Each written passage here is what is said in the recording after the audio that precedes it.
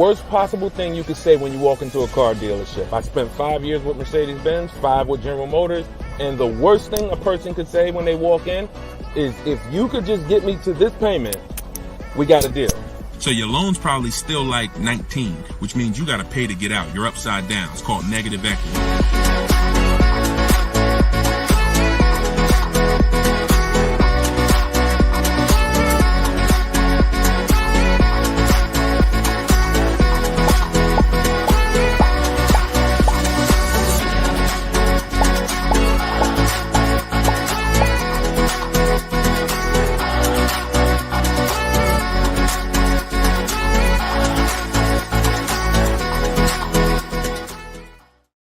Welcome, everybody. Welcome to episode 7, I believe we're on, of Car Shopping Questions and Answers.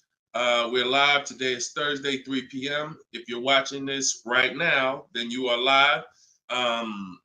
What we're going to start doing is we're going to start letting you know, because we do rebroadcast these shows all day, so you can, catch up on them. You can send friends and family to watch the rebroadcast. But right now, you are actually with us live.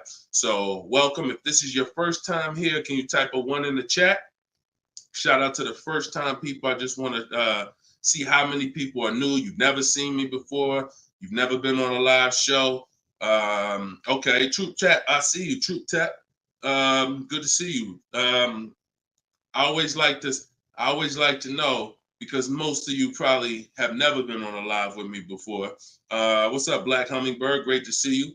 So hold on, I got Instagram on my phone here. And as you come in, first of all, I want to introduce myself, because you don't know me. My name is Deshone. I go by Deshone the Auto Advisor. I spent 14 years in the car business, 5 with Mercedes, 5 with General Motors, and 4 I ran my own brokerage. Now what I've been doing since 2020 is showing you how to get below market car deals on purchases, leases, used cars, new cars, everything from home. I'm the author of the book, the digital book, Cars from Home, 7 Steps to Saving Time, Money, and Avoiding Dealerships. And during the show, for 30 minutes, as part of our welcome offer, you can get your copy for 75% off. It's normally $97, but in my TikTok bio, in my Instagram bio, and in the comment section, you can grab your book. You won't leave the broadcast, so you can make sure you get there before the countdown, but you'll still be here tuned in with us. So I want you to start typing your questions, and then Dolan, who's moderating, is going to pull them into the show, and we'll answer them one by one. Okay? Start typing your questions. I see we already got one from Michelle here on TikTok. Bounce back. Type your question on Instagram. I see you. Type your question in. And could everybody who shares, share? I'm only talking to the sharers. I know who y'all are, and I'm talking to y'all. Shout out to the sharers. And I'm still trying to find out. I might do a giveaway once a show for the sharers only, but I'm gonna have to figure out how to see them. So I got to figure out, maybe you screenshot that you shared, and we trying to do something special for y'all above and beyond, because we can't grow this show without y'all. The ones who tell your friends, the ones who invite your friends, the one who tag your friends, the one who hit those share buttons. Appreciate y'all. So we got something coming for y'all very soon. Okay? So pull the first question, and Dolan, let's get the show on the road. Okay, this one's from TikTok. Leasing and maintenance versus purchasing and maintenance. Great question. So with a lease, most times all you're doing is oil changes, tire rotations. If you got a luxury vehicle or import luxury vehicle, maybe they require like a brake fluid change. Like when I worked for Mercedes, you had a service A, service B, service A, service B. That's how it usually rotated. And the service B was, a brake fluid change, but it's pretty cut and dry because it's a new car. So versus purchasing, then you're talking about long-term maintenance. Then you're talking about, which if you got a good car, you're usually still doing those things up front. But as you own it long-term, now you're doing things like, you're doing the recommended maintenance. So you might have a 60,000 mile service, a 80,000 mile service, a 100K service. These are all things that come in the maintenance book. And with the lease, 99 times out of 100, we're not doing that. So, you know, it's a very, I'm not going to say we're not doing that, but if I lease, whenever I lease, I'm not doing those services because we're out of the car way before we ever hit that mileage. So big difference, big difference. All right, go ahead. Next one, Dolan. Let's go. Black Hummingbird, and y'all forgive me because I got a little something trying to jump on me, but I'm just gonna flush it out. Praise the Lord, and we gonna get through this. So y'all see me all congested, it's because I am, but we good. My car was totaled in an accident. Sorry to hear that. How long should I wait before I get another one? How long can you wait? You know, I'm not a fan of shopping with my back against the wall, but I'm a fan of, you know, if you are you going to be in a rental car? Are they giving you a rental? Sometimes you only have 30 days with the rental before you have to pay. I don't know if you have a backup car, but you know, that's going to depend. So what you need to ask yourself right now, because you have to replace that car eventually, I want you to ask yourself, and everyone on here, I want you to answer this question: how many years are you keeping in that car that you're buying? But first of all, who's shopping for a car now, or you will be in the next 12 months? Type me in the comments. If you're shopping right now, like Deshone, I'm in the market right now, or you will be in the next 12 months, type me in the comments. Okay, I see you on TikTok. Anyone shopping for a car? Michelle, she's shopping. Okay, if you're shopping for a car right now, or you will be in the next 12 months, type me in the comments. All right, Black Hummingbird. Yep, I see you. El Rel on YouTube, I see you. Jesus on YouTube, I see you. All right. The first question I want y'all to answer, everybody, is how many years you're keeping the next car? How many years are you keeping the next car? This is very important because this is the buying versus leasing question. How many years are you keeping the next car is the buying versus leasing question. So your Black Hummingbird, when you shop, is going to depend on how long you have. If you got a backup car, then there's no rush. If you don't have a backup car, then you need to find out, are they giving you a rental? You know, because that's going to dictate. I can't really give you any more information without knowing that. So if you want to tap in, follow up, we'll try to get your follow-up question here. All right, go ahead, shoot the next one up, Dolan, and let's see if we can get the follow-up for Black Hummingbird. I'm shopping by used. I don't even know what that means. Go ahead, Dolan. Okay, this one's from TikTok. My third live, I need a used car by June 1st, so lost.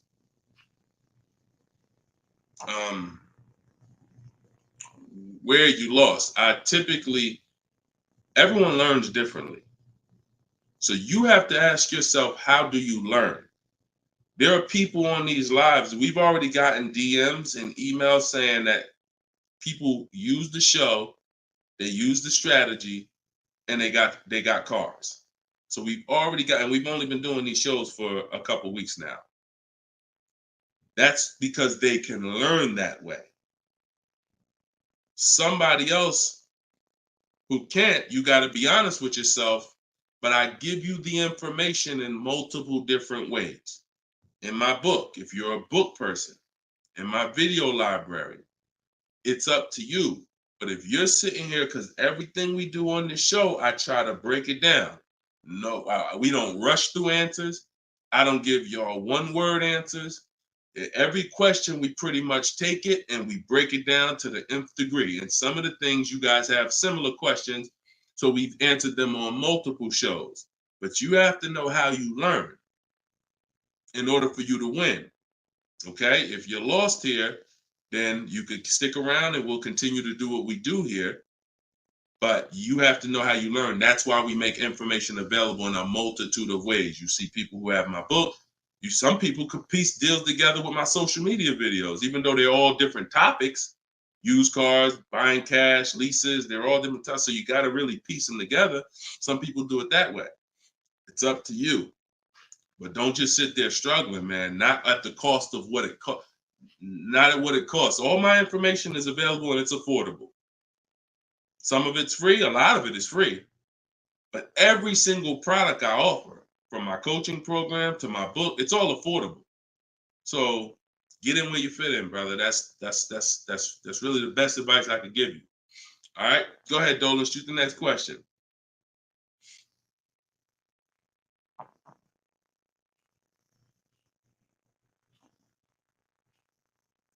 Okay, this one's from YouTube. LRel, what's going on? Peace, Deshone. I'm in the market for a used pickup truck for work. Never had one. How do I narrow down a reliable make model?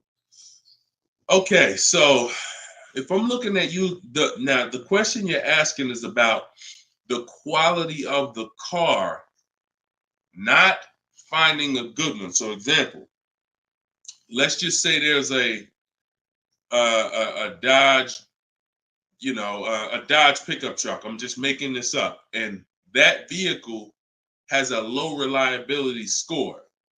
It doesn't matter if I go find a good one and I use my steps, the steps I'm going to go over with you to find a great used car, because the car overall has a low reliability score.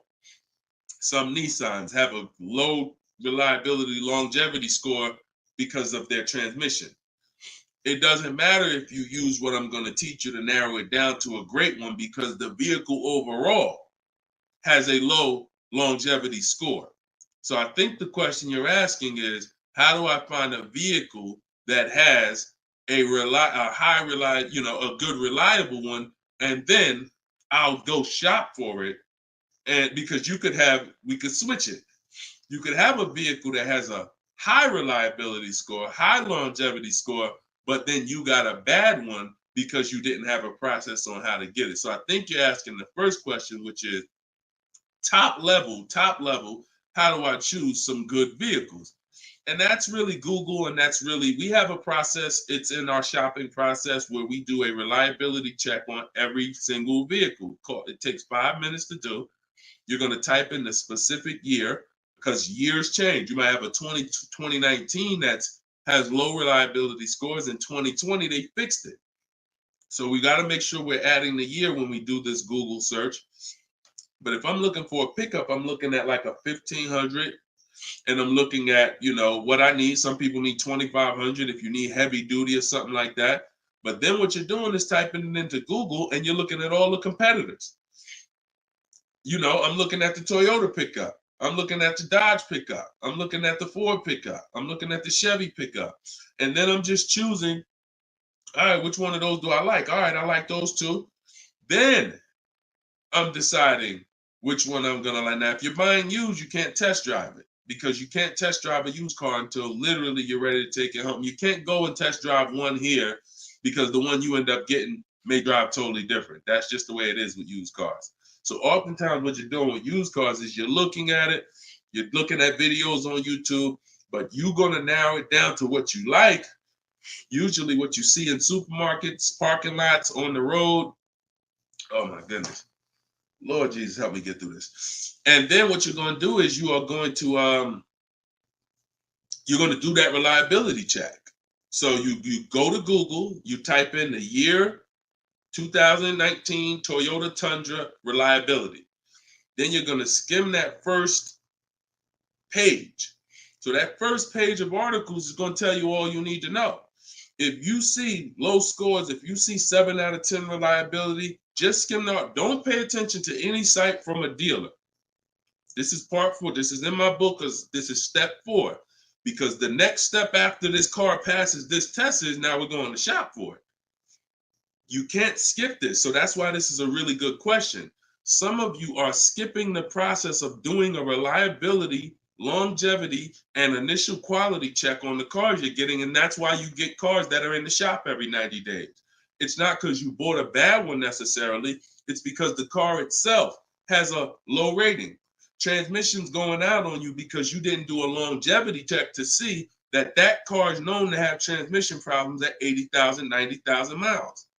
So if you skip this little 5-minute step, it could cost you thousands of dollars. So you want to do that reliability, skim those articles. And then because you're keeping long term, you're not leasing, you're going to do the same thing with longevity. So you're going to type in 2019 Toyota Tundra longevity. And that's when you're going to see what they're saying about the car long term. Does it, transmission issues, engine issues? Sometimes it'll say right at the top, these cars are known to last 200 to 300,000 miles when properly serviced. Then then the only mission is, all right, the car itself has great scores. Now I have to find a good one. Okay? That's step one now. Okay? That's where you start. Great question. Okay, go ahead, Dolan. Shoot the next one up. All right, we got Philip on Facebook. Would you say buying or leasing is better right now? Also, what about down payment with leasing? So, all right, you should never be in a position where you're asking yourself, should I buy or lease this car? Based on what you feel. Yeah, so I feel like I should buy. No, the buying or leasing question is based on how long you're keeping the car. I have something that I do that I teach called the 8-year rule. The 8-year rule says that if you're not buying a car to keep at least 8 years, you should be shopping for a lease.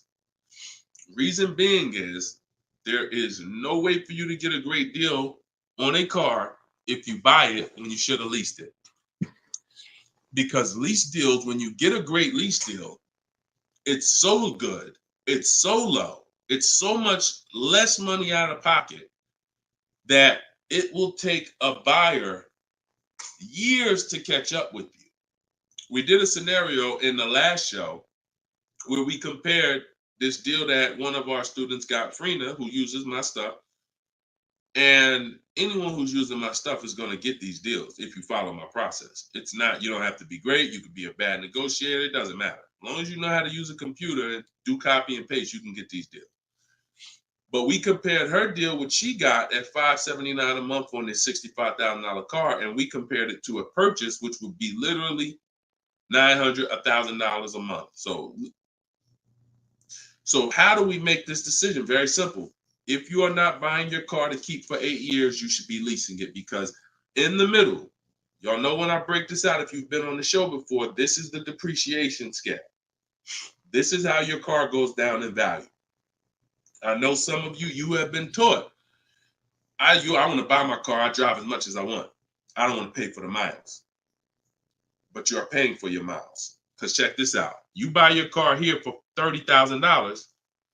A year later, even if you don't drive it, it's no longer worth $30,000. At best, it's worth $22,000.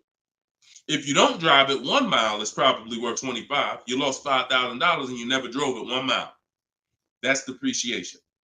So your car is depreciating like this. Year 1, year 2, year 3. That's why you flipping these cars, buying cars, trading them in 6 months, a year. You're losing at least $5,000, $10,000, but they'll hide it in a monthly payment.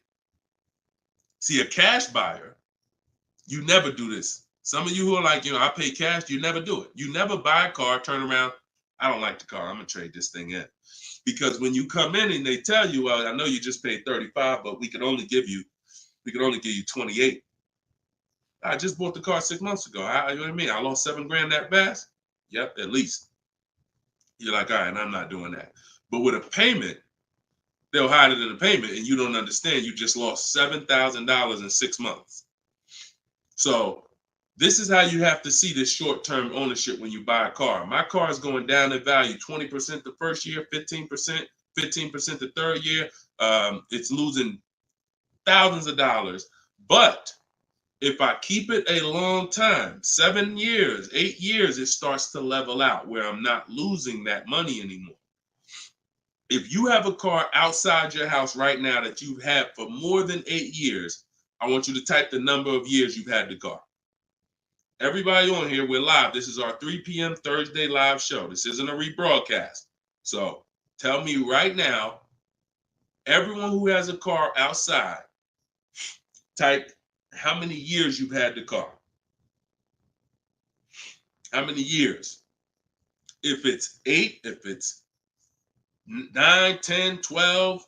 Had somebody on the last broadcast, somebody said they had like a 15-year-old car outside. You'll notice this, Gilda, you got an 11-year-old car outside. Here's what you'll notice. Your car is no longer losing value like this every year. Your car is no longer losing value like this every year.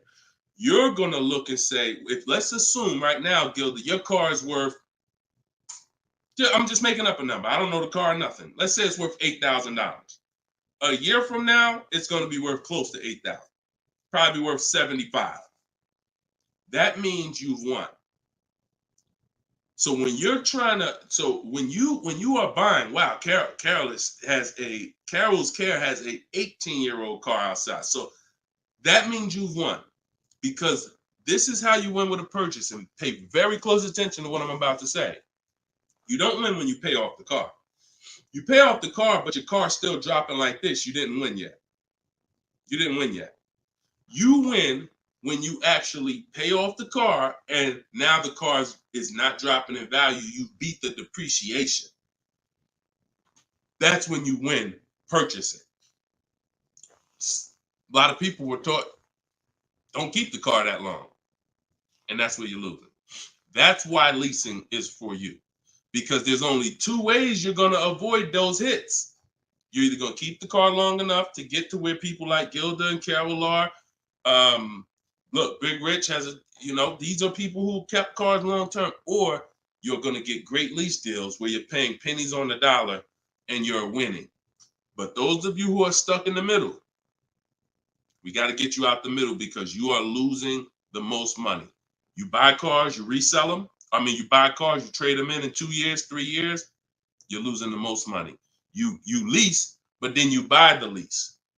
You're losing the most money. You're stuck in the middle. You got to pick a side. There's only two ways to win. Great lease deals, long-term ownership. Anything in the middle, you're losing thousands and thousands of dollars in depreciation. All right, we clear? All right, perfect. Shoot the next one up, Dolan. I see you, Luscious. I purchased the book. Awesome. Congratulations. Enjoy it. This whole show is sponsored by my new book, y'all. It's called Car Shopping.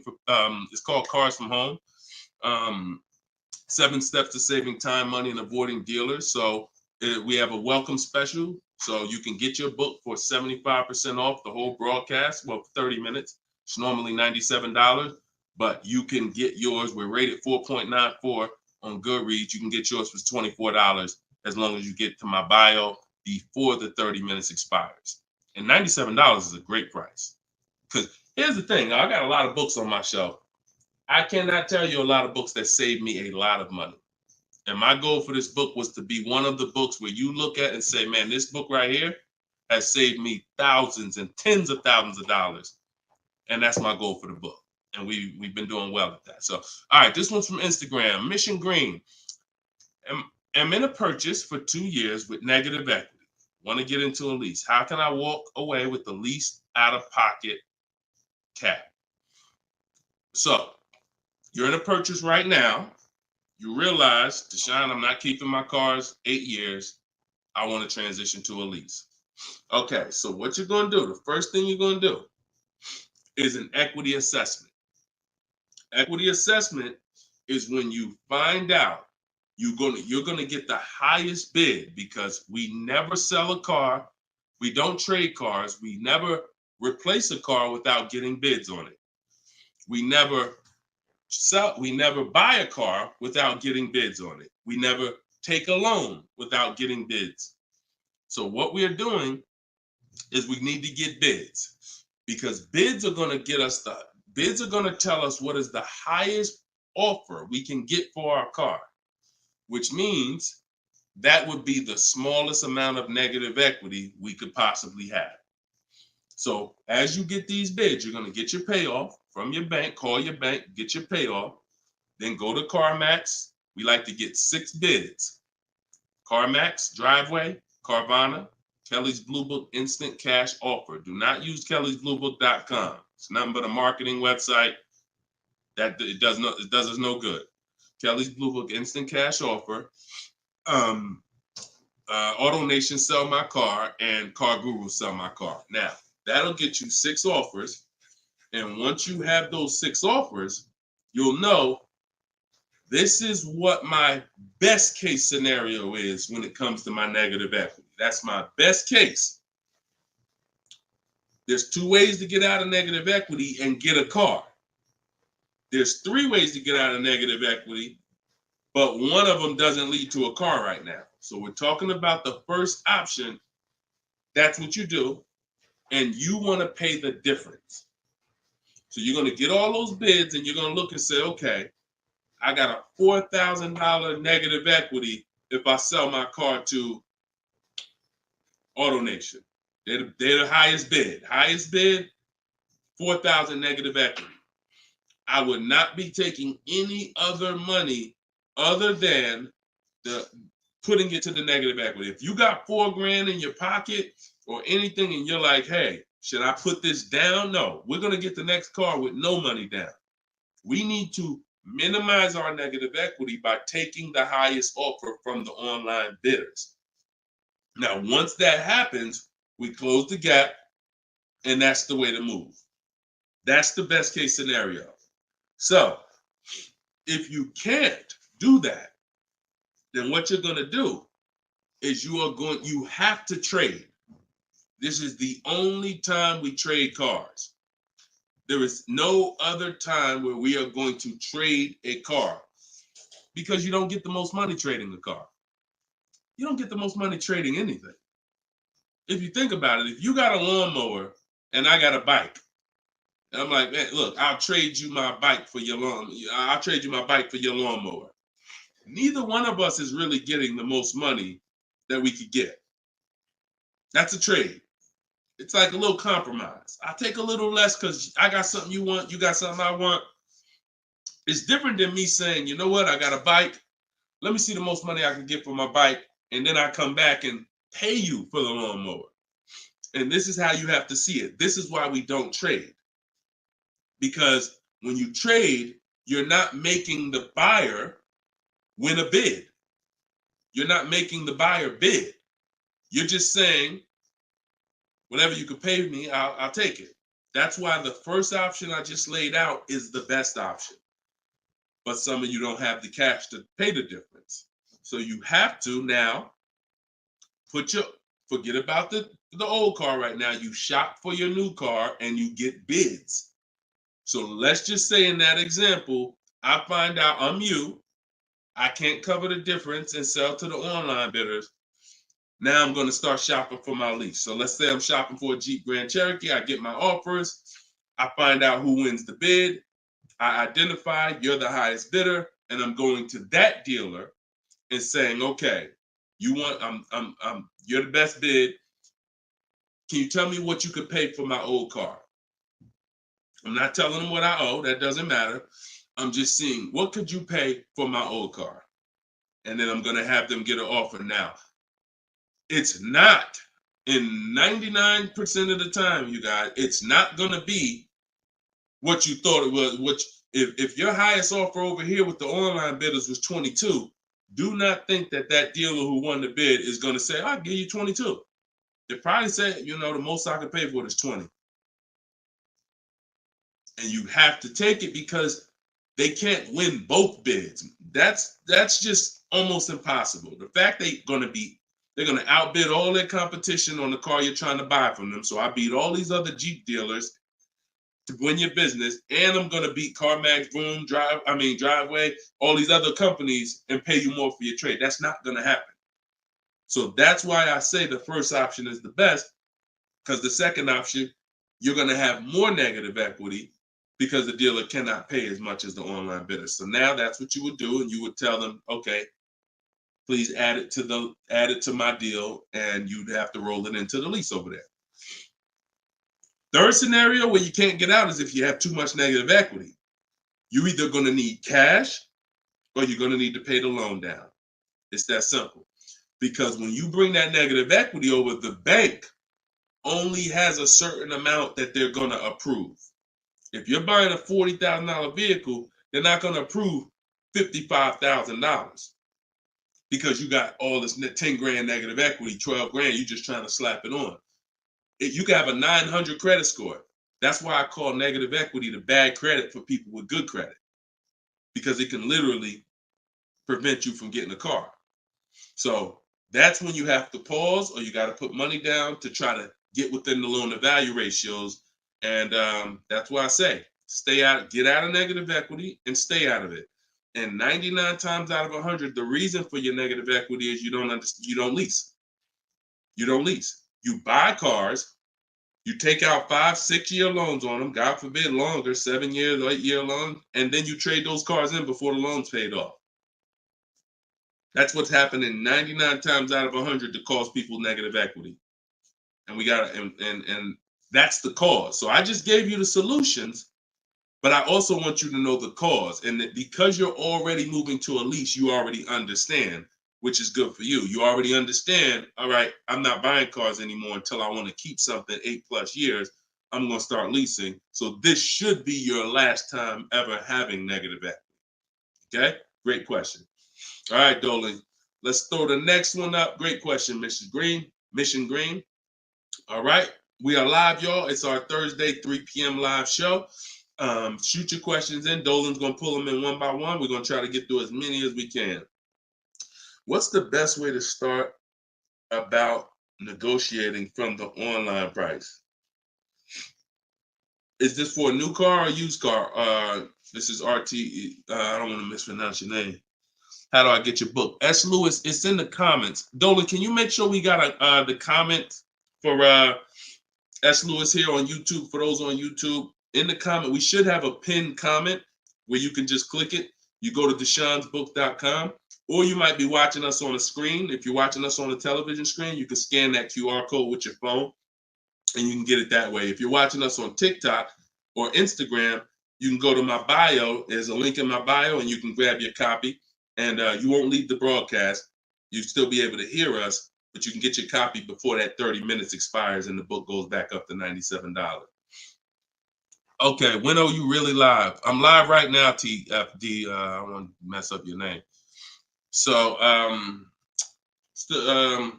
right. So I can't wait for you to answer, but what's the best way to start negotiating from the online price? So let's just assume are you talking about a used car? If you're talking about a used car, here's what you got to know. There's two types of dealers. One dealer posts great prices and sells cars very fast. That's I didn't witness this until I worked for a Lexus deal. I worked for Lexus for like 6 months. It wasn't for me. Great car, but it wasn't for me as far as the dealership. It's just I had already sold Mercedes. Mercedes was a little bit more exciting clientele because it's just a bunch of different people. There's luxury people, there's sports people, there's performance people. So I went back to Mercedes. But what I saw with this dealership was big on volume. Great price, not going to mark the car up a lot. So if you come in thinking, or if you call thinking, hey, take $3,000 off because you're programmed to negotiate, you're not programmed to know a good price.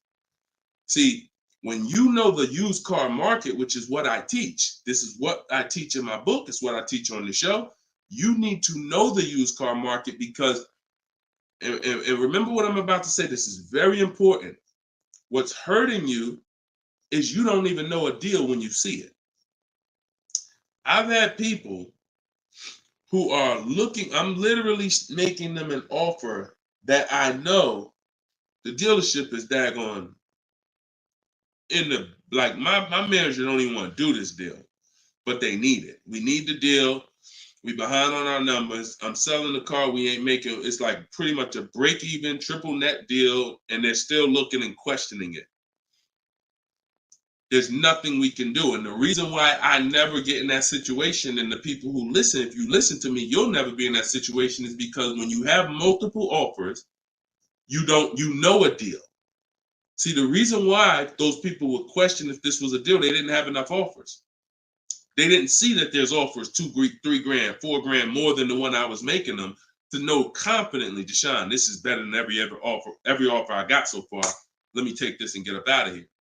So you don't know a deal when you see one, and that's hurting you because someone who knows a deal, like me, or like somebody that listened to me, give you an example. Some of you are in the same town as some of you have my book. And some of you are actually shopping for the same car that someone else on here is shopping for. that means y'all are competing. So someone who's using my stuff and who knows a deal and who's sitting here talking to multiple dealers while you looking at one dealer slow and doing this, they're going to get that car out of before you even have a time to wonder if this was a good deal. Oh, you know what? That is a good deal. Let me call them back. That car's gone. It's gone.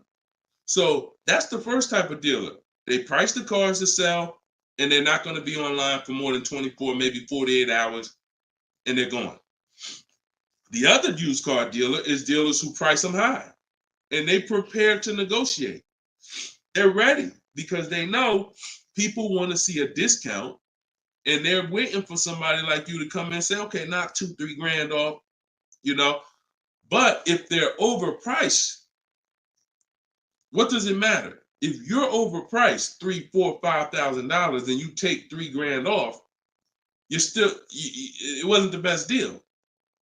So don't think so. Some of the best used car deals, when I bought my Infiniti truck, he literally only had $800 he could give me when I got there. I didn't ask for it when I was on the phone because, again, what I say, I'm trying to teach y'all the psychology. I don't want you to know everything that goes on behind the scenes. I just want you to know what to do. But every now and then I got to tell you why you should be doing this. When that car comes on, and that dealer knows this is the best price in the market, this car is not going to last for 48 hours. You call them and say, hey, could you do another 1,000 off? Click, not even interested. One, the car just got here. I don't know who you are. I don't know if you're serious. Listen, we ain't got no time for that. What we do when we find that best car is we know we've done all our research online from home. I'm on my way. Only thing I need to know is, has the car been smoked in? Because I can't see that online. That's the only thing. We verify that there's no fake fees, because some dealers will price a car low and then they add fake fees because they want you to come without even asking them about the fees. And the second type will, hey, the car's been smoked in, and if you don't ask them, you'll get there and be like, oh, car smells like smoke. That's the only two things we verify. No bogus fees. Nope, hasn't been smoked in. I'm on my way. Then when I get there, we test drive. Car meets our test drive. All right, boom. Can you do another 500 off, 700 off? Because I already know it's the best price in the market.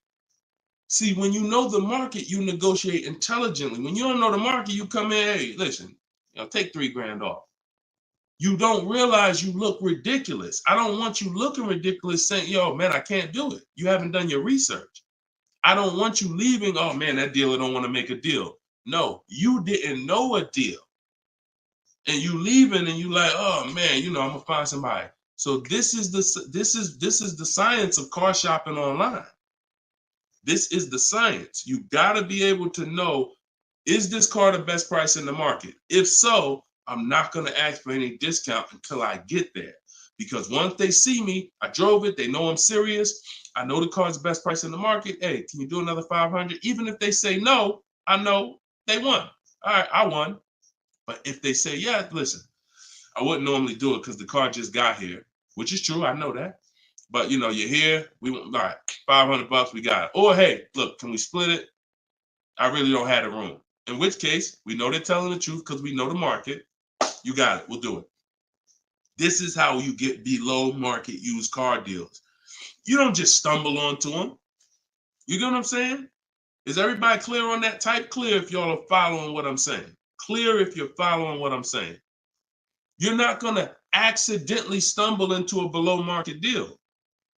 It takes strategy to get below market deals. If everybody could get below market deals, they wouldn't be below market deals. They'd be average deals.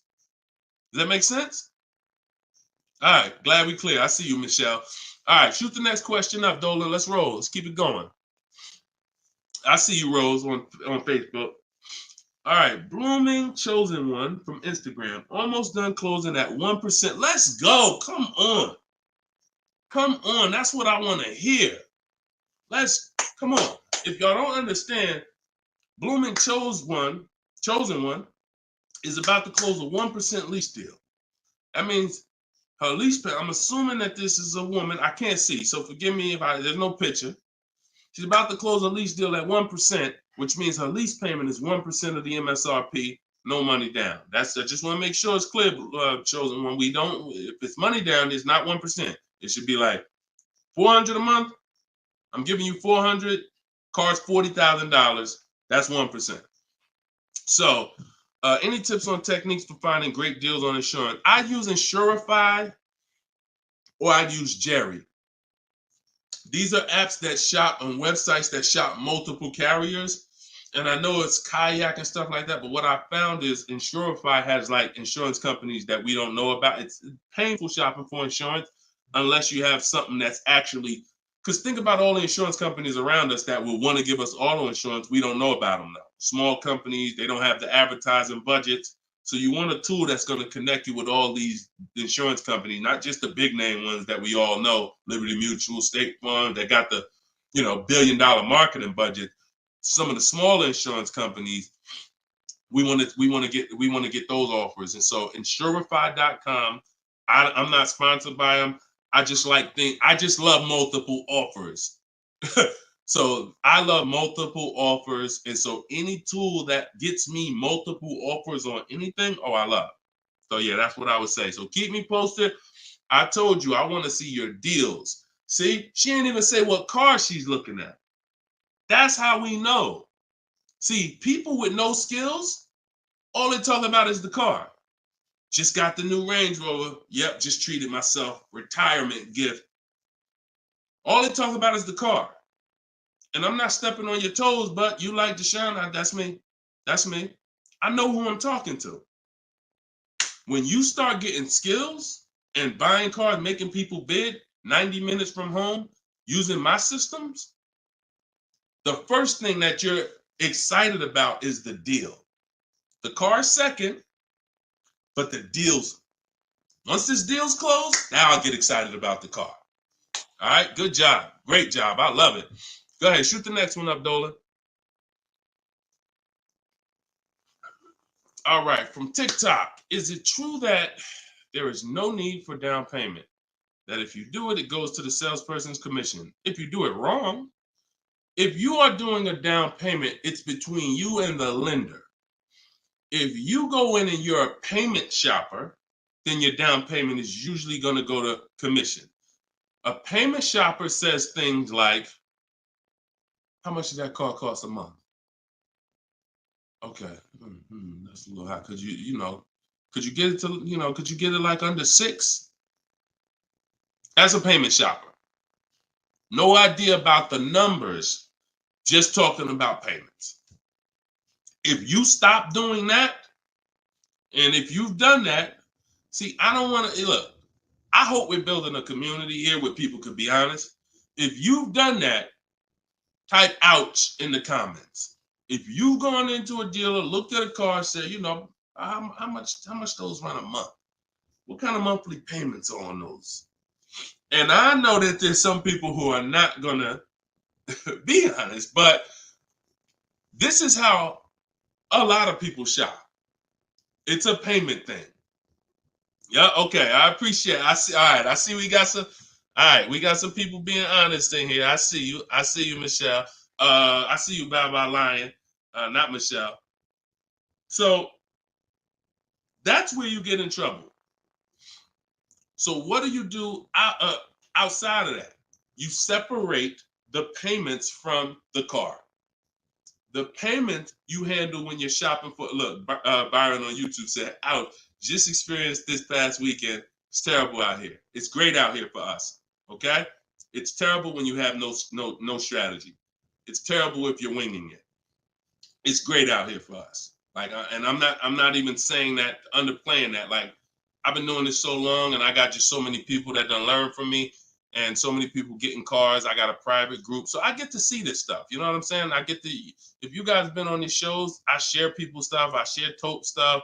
Greg's deal. This is our book, 4.94 on Goodreads. Get your book 75% off, or you can wait and miss the 75. You can pay 97. Either way, it's worth it. Either way, but $24 is better than $97. In my TikTok bio, you got 30 minutes, or in my Instagram bio. But check this out, Kimberly's deal. She saved 20 grand off her Maserati. Look, Bonita, Middle of the pandemic. So we've been hearing since we started this whole thing, yo, it's terrible out here. Man, there's no deals out here. Middle of the pandemic. Look, December 2022. Blood in the streets. Kia Telluride, one of the most popular vehicles of the last 3 years. Bonita, from home.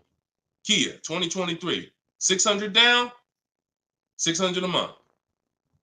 People paying $800-900. It's people right now that's going to watch this broadcast that has this particular car paying $700,000-900,000 a month for it. This same vehicle. So, Charles, Hyundai Palisade, top 5 most popular vehicles the last 5 years in this category. Look, $597 a month, $48,000 truck. So it's what you know. In fact, it's what you don't know. So I would tell you, yes, when you are winging it, when you shopping, when you just winging it, yeah, Byron, it's gonna seem like, man, it's horrible out here. When you step back and start using my bidding systems and letting these deals come to you, letting loans come to you, you're gonna feel like you're in control. You call the shots. Okay? So that's what I want everybody to know. It's all perspective. You know, somebody who's never had a fight in their life may be like, oh, shoot, I'm gonna lose this fight. Mike Tyson, he's not worried about losing a fight. And I hope he's not throwing this fight. So, another end. It's all about what you know. You learn better skills, you get different results. You keep the same skills, keep shopping like our grandparents shop, keep shopping like our parents shop when there was no internet, keep shopping like it's 2005, you're going to get those same results. All right? Everything I'm talking about, y'all, is in my book. This whole show is sponsored by my book, Cars from Home, 7 Steps to Saving Time, Money, and Avoiding Dealerships. My whole shopping system is in there. You can get yours in my bio. I just said that. So go ahead, Dolan. Shoot that next question up that you had up on the screen. My lease is up this year, but I'm over 4,000 miles, and a car dealer just told me if I lease again that I'll have to pay for the over miles. What do I do? Okay, I want you to know something, and I want you to hear me clearly. Dealers who tell you they'll cover the mileage. I know some of you have heard this in the past. You know, my dealer said if I release a car from them, they took care of the mileage for me. No, they didn't. No, they didn't. Mileage is never taken care of because mileage is between you and the bank. You told me you were going to drive this, the bank, not the dealer. Dealer has nothing to do with the car. Once you drive off the lot, it's between you and the bank. It's between you and the leasing company. So when you go over miles, the bank says they told us they were going to bring this car back with 36,000 miles on it. They already have an estimated value of what they're going to sell the car for, and it's based on 36,000 miles. That's why if we're under miles, we always do an equity assessment. You're going to do this either way, Miss B, but this is one of the main reasons when we're under miles, it doesn't matter, because if we drive less than we told them we were going to drive, we want to see if there's any equity that we can actually pull out. If you didn't know you can sell a lease, yeah, that's another discovery. Aha moment, you can. We've been doing it for years.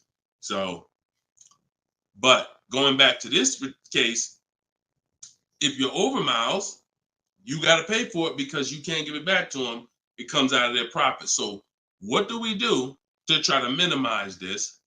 One, we don't let a dealer tell us we're going to work this out for you. We have to do our own equity assessment. So you want to see what your position is. You want to call the leasing company, get your payoff. This is the second step in my process. Once you know whether you're going to buy or lease again, that's step one. Now, if you have a car to replace, you own it, you lease it, doesn't matter. Anything you're replacing, we got to do an equity assessment on it. So we're going to call the bank, get our payoff. If it's paid off, obviously we don't have to do that. And then you're going to get that payoff, and then you're going to get those offers I talked about earlier in the show. If you missed it, I don't want to go through the whole equity assessment process because we already did it. And for the people who've been on here, I don't want to repeat the whole thing. But if you go on YouTube, if you go on Facebook, you'll be able to see the broadcast. Go to the section on equity assessment and follow that process, because you need to see, can I sell this vehicle and break even, get out of it? Or if I have a mileage penalty, you know, does it make more sense for me to actually get out now, which in a lot of cases it probably won't because you have payments remaining. So if you got out now, see, if you sell it, it's clean. So if you sell it, and it goes back to what we were talking about with what somebody asked the question about the negative equity. Let's just say I'm you. I do my equity assessment. I find out to get out of the lease, I got to contribute like $1,000, but I could get out now. When I sell a lease, there's no penalty. It's literally no payments due, nothing. It's everyone's whole. That's the only way everyone's whole. My second option is I got to account for the payments I have left on my contract. If I got 5 payments left at $500 a month, that's $2,500. Does it make more sense for me to get out now and pay those payments? Probably not. Or does it make more sense for me to just wait and take the mileage penalty? So those are the 3 things you're comparing. Selling the car, and you're seeing what's the least money that comes out of my pocket. What's the best of those things? Selling the car, getting out now and taking the payment hit, because all those payments are going to be due. They're going to have to be rolled over to your next vehicle, or driving the car until you get close to the end of the lease, and maybe maybe it depends on how much you drive per month. And maybe you're 8,000 miles over, and that's a $2,000 mileage penalty. So these are the things you have to think about. But I'm telling you that if you just walk into a dealer and say, hey, could you work this up for me? Now you don't even have the luxury of guaranteeing you got the best price on the car. So now, because they see you as desperate, oh, she needs help. She don't know what she's doing. So let's just work these numbers, move these numbers around, and tell her, hey, we got you to this payment. Does that work? Now you're a payment shopper and you don't even know. Just give me to a monthly payment that makes sense. You didn't realize that you overpaid, and they're packing that deal, and you overpaid by probably $4 or $5 grand because you wanted to let them do it. So those are 3 scenarios, and it all starts with the equity assessment. Because like I said, you might be able to do that equity assessment and find out, oh, I could come up with $1,000 and I'm out of this thing clean right now. Or you might break even. It depends. That's why it's always an equity assessment. Equity assessment is probably everything in our process is important, but my God, skipping the equity assessment, you're skipping probably half of your transaction. Okay? And if you don't know how to do equity assessment, watch the show earlier. If you have my book, it's all in there. It's up to you. Go ahead, Dola, shoot the next question. Bought your book. Thank you for doing this. Thank you, Michelle. Enjoy it. Use it. Use it and win. For the rest of your life, use that book. And it's a digital book, so you don't have to worry about when it needs updating. I just update it. You'll open it one day. Like, let's say you get your car now. A year from now, you open up that book and you're like, all right, I need another car. My spouse need a car. My child need a car. Man, wait a minute. There's different stuff in here. That's why you always keep the email I send you with the master link in it, because that's where I update the book. All of you who got the book, when you download it, don't save the email, because when you click that master link, that's where I update the file whenever something changes. So, and I couldn't do that with a print book. I can only do that with a digital book. Yeah, don't worry. I don't do trades, J. Paul. So if you ever see somebody selling crypto, all of that, like anybody with a decent amount of followers is going to have knockoff accounts. Like, I do car education. That's all I do. I don't do crypto. I don't do none of this other stuff. It's been fake Deshone the Auto Advisor accounts since we was on TikTok. We got 1.5 million followers on TikTok. The fake Deshone the Auto Advisor account started popping up. Nothing we can do about it. You got to watch it, though. Watch it.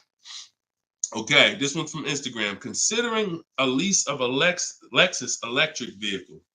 First time lease customer. Do you have any advice shopping for a lease premium electric vehicle? Same process. Same process. My system doesn't change. I'm gonna tell you, there's only one scenario where it changes, but electric cars, look, doesn't matter. Look at Sean. Bids. F-150 XLT electric. Bids. $73,000 vehicle. He got it for 57. He saved over 20 grand. Bids. That's electric. Electric. You don't know what rebates there are. You don't know what's what. Rolls Royce. Bids. Popular cars. Bids. Exotic cars. Bids. Doesn't matter. Process is the same. The only time that bidding is not called for when purchasing the car is with Tesla or any manufacturer where the price is set. No matter where you go in the country, it's the same price. You buy Tesla in New Jersey, same price in California, same price in Minnesota. One price all around the country. You order the car. That's it. I don't care if you have GM supplier pricing. That everyone's doing a different price. Some people are not going to tell you. They won't tell you what the rebates is. Some people, oh, Deshone, I'm a Ford employee. I get Ford special pricing. Bids. Because 80% of dealers are going to lie and not give you the real Ford special pricing. Everything is bids. Put everything under there. All right? Go ahead, Dolan. Shoot the next one up, brother.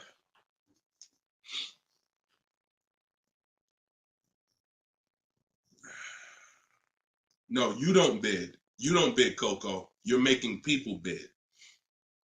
This one bounced back, Brian from Instagram. What's up? Hey, bro, I recently financed the BMW 330M, but the problem is they gave me a high APR. Sounds like a payment shopper. Listen, we got to take responsibility. You accepted a high APR. Now, how do you get out of it? Only way is to refinance. You can refinance or sell a vehicle. And so bids, what we do is, see, now let's just say for an example, you use our system we call the bank bidding war. Bank bidding war is 3 rounds. We check to see if there's any special interest rates. 1, no special interest rates on the car, which a BMW 330M, probably not. You never know. But then if there's no special interest rates, we go and we get bids and we find a dealer that's going to sell us the BMW M for the lowest price. And it doesn't matter, popular cars. I had a young lady earlier this year. Well, no, that was last year. She was looking at the brand new X4M, redesigned, just redesigned, brand new body style. She got her offers. Best offer was $3,000 below MSRP. Worst offer was like $5,000 over MSRP. Brand new, newly designed, fresh in the country. No one's ever seen it. Bids, she got $3,000 below MSRP. When people are paying thousands more than that. So it doesn't matter the car. Now, once we, but that's that's the part where I say you separate the loan from the car. You separate the loan from the car. We find the dealer who's going to sell us the car for the lowest price. Once that's done, now this is when we talk about the second round of the bank bidding war, which is my bank, my credit union, online lenders, not the dealer yet. The dealer is round 3. The dealer's banks, the dealer's credit unions, that's round 3. That's the final round. Second round is I'm coming home, getting my bank, my credit union, online, giving them my information, going online, car loans online, looking at everyone that I can find that gives car loans in my area, letting all these people run my credit, because if you do this right, it doesn't affect your credit other than one hard inquiry. It shows all the inquiries on your report, but when you rate shop using the bank bidding war strategy, at the end of the window, it only weighs on your credit like one hard inquiry. But you got to do this in this small window. It takes 2 days. First one is all of those bank, that's the round 2. So now let's say my best rate from that round 2 is 7.9 interest rate. Okay, round 2's done. Now I'm calling the dealer who won the bid, who has my car waiting. I already reserved it.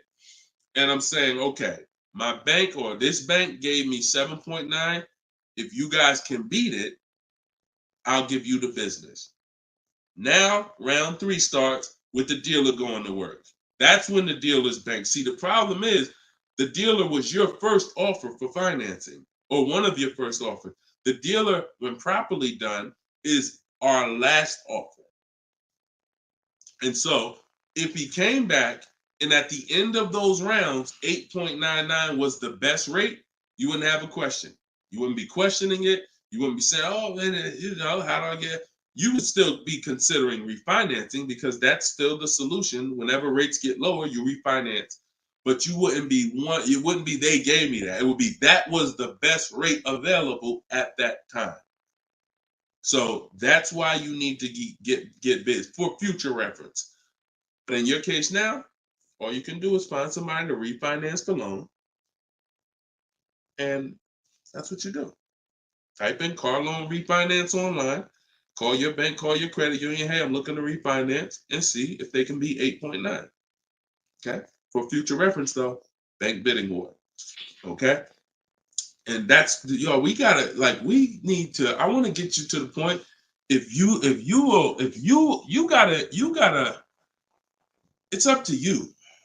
Use this. Everything I'm telling you is simple. Nothing I'm telling you is rocket ship building. This is all simple online processes from a computer. We got grandmothers doing it. We got introverts doing it. Doesn't matter. We don't even talk. Has anybody heard me say anything about talking? No. We're using online tools to get these processes done. That's why they work for everybody. If you had to talk, then yes, you could mess it up. But this is for the future reference. We want to guarantee that we got the best price. And the only way we're going to do that is with bids on everything. Okay? Go ahead, Dolan. Next question. Great question, though. All right. This one's from TikTok. Can24 Loco. Is a lease worth it if I know I'm going over the miles? You pick your miles. You pick your miles. I had somebody no, I don't even want to talk about him.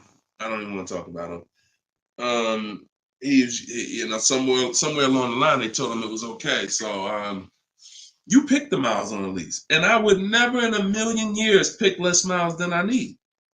10,000 miles per year, 12,000 miles per year, and here's what happens: if you see somebody who's intentionally picking less miles to save $20 and to go from 10,000 miles a year to 12,000 miles per year is probably like $20 a month. To go from 12,000 to 15,000 for most cars is probably another $25 a month. So the difference between 10,000 miles per year and 15,000 miles per year, 15,000, no penalties. Deshone, I know I need 15,000, but I took 10. So you're going to do 15,000 anyway, and you're going to be penalized for the 5,000 per year over at 25 cents a mile. Instead of paying the additional $45 a month, which would be way less than the penalties, because 5,000 miles per year, 15,000 miles over at 25 cents a mile is $3,750. $45 a month times 3 years is $1,620. Numbers are numbers. $45 a month more to my lease contract from the beginning, because that's the mileage I really need. I'm paying $1,620 extra over 3 years to have a comfortable lease experience, no penalties, and I can enjoy my lease. Versus taking 10, knowing I'm going to drive 15, and then looking and saying, dang, I'm over miles by 15,000 miles, and how can I avoid this almost $4,000 bill that's coming? Choose your mileage wisely. Deal structure. Step 3, I got a whole step in my process on deal structure. This falls under deal structure. So we never take a lease knowing we're going over the mileage. We just never do that. We're setting ourselves up to not enjoy the lease. For what? That's it. Step 3 in my process, I got part of deal structure. I got a section in my book on this, is choosing your mileage wisely, where you look and estimate how much you drive, Or if you have a car, you just look back and say, all right, I drive 12,000 miles per year. You can look back at what you drove. If you don't have a car, then you're just going to look and say, all right, how many miles do I drive to work? Okay, and you add the miles up, and you'll see throughout the year. Oh, plus I'm gonna take a vacation. I want to go down. I want to go on vacation 2 times a year. That's gonna be another 1,000 miles each. All right, perfect. I need 14,000 miles a year. It's a 5 to 8 minute exercise, but you haven't been taught to do it. So there's nothing in my. I don't skip anything because I've been doing this since 2006. I've seen thousands of scenarios working in dealerships, General Motors, Mercedes, thousands. And every time I see something that is horribly wrong, that's costing somebody money, I just made sure I added it to my process. Okay, I'm gonna make sure anybody who listens to me doesn't do that, because this is what happens when they do that. So we got to choose our mileage wisely to actually enjoy our lease. Okay. All right, y'all. Look, we hit 1 hour and 6 minutes. I'm gonna wrap it. I usually try to go like 1 hour and 15 minutes, but as y'all can see, I'm actually struggling to get through this. I need to go and get me some tea, and that's what I'm gonna do. This is our second show for the day, and some of you may be watching us on a rebroadcast, but right now we're live. We've been live Monday, Tuesday, just so y'all know, and I'll probably have a link in my bio by tomorrow to our calendar. But most days we're going live Monday and Tuesday, Thursday and Friday. We're going live at 12 noon Eastern time, 3 p.m. Eastern time. So that's when our show is going to air live. And every time you see us on a rebroadcast, we're going to have a sign on the top that says rebroadcast. So y'all know, okay, this is a rebroadcast. In case I couldn't watch the whole show, I was at work. So we rebroadcast all the time. But yes, always a pleasure, y'all. Let's keep winning. Shout out to the people who got my book. I appreciate y'all. Thank you to those who reviewed it, who helped us get to 4.94 on Goodreads.com. I appreciate you, and continue to use the book and continue to unlearn the bad stuff you learned about car buying. If you don't hear me say it, that's because I don't do it. And no one who listens to me does it. You hear somebody say, yeah, I was in the dealership. I was in there like 4 or 5 hours, but man, I was using what Deshone teach. You wasn't using what I teach, because we're not in dealerships more than 30 minutes. 30 minutes, tops. If we in there for more than 30 minutes, you could clearly say, this ain't what Deshone teach, because I'm only here to test drive, or I'm only here to pick up my car if they don't deliver. That's the Cars from Home way. So you can get your book in the bio, 75% off, as long as you didn't miss the countdown. Even if you missed it, it's $97. Great price, but all right. Let me get up out of here, y'all. And always a pleasure. God bless y'all. And make sure you like and subscribe if you enjoyed the content. Tell a friend. All right. I'll see y'all on the next show. God bless you all.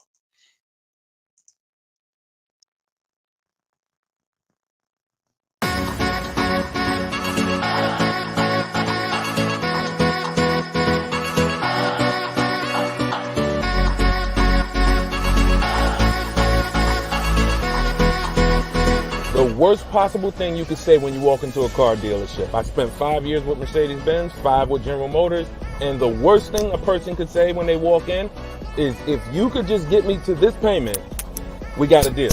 So your loan's probably still like 19, which means you got to pay to get out. You're upside down. It's called negative equity.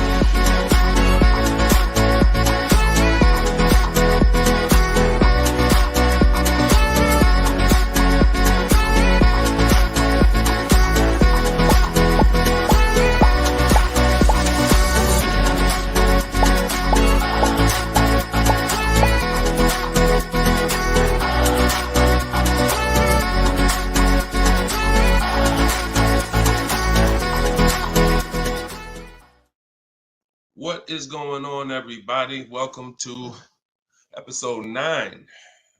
Maybe episode 8. Either way, I'll make sure the right episode is in the comments. But welcome to Car Shopping Questions and Answers. This is our live show. It is Monday. This is our noon show. We want to make sure that you know when we're live and when we're rebroadcasting. So every time you see the rebroadcast, you'll see a badge that says previously recorded or rebroadcast or replay. But whenever you don't see that badge, then you know we are live, and you can engage with us and ask your questions, and we will make sure that we get through as many as possible. So come on in. Everybody just come on in. I'm actually just sharing this broadcast on Facebook now. And on TikTok, welcome. I see you, Claudia. I see you, Dreamer. You guys can start typing your questions in.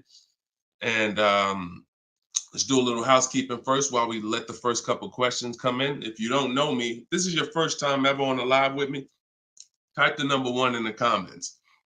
I want to give a welcome to the first time people who've never been on a live with us before. And welcome back to the people who've been here before. I'm your host, Deshone. I'm known as Deshone the Auto Advisor. I spent 14 years in the car business with Mercedes-Benz, General Motors, and running my own brokerage. And now what I do is I teach people the science of car shopping from home. I'm the author of Cars from Home, my new digital book, 7 Steps to Saving Time, Money, and Avoiding Dealerships. And everything that I talk about, everything if you've seen any of my social media videos, everything is based on one of the 7 steps in our shopping system. So we don't hold back. So you guys can come in. I see a lot of people on TikTok coming in. Could y'all start tapping the screen if you're going to spend 10, 15 minutes with us? We're usually here for at least an hour. If y'all can start tapping the screen so we can let TikTok know we're about to talk some serious money over here. Frankie, I see you. Good to see you, Frankie boy. Thanks for sharing. Shout out to the sharers.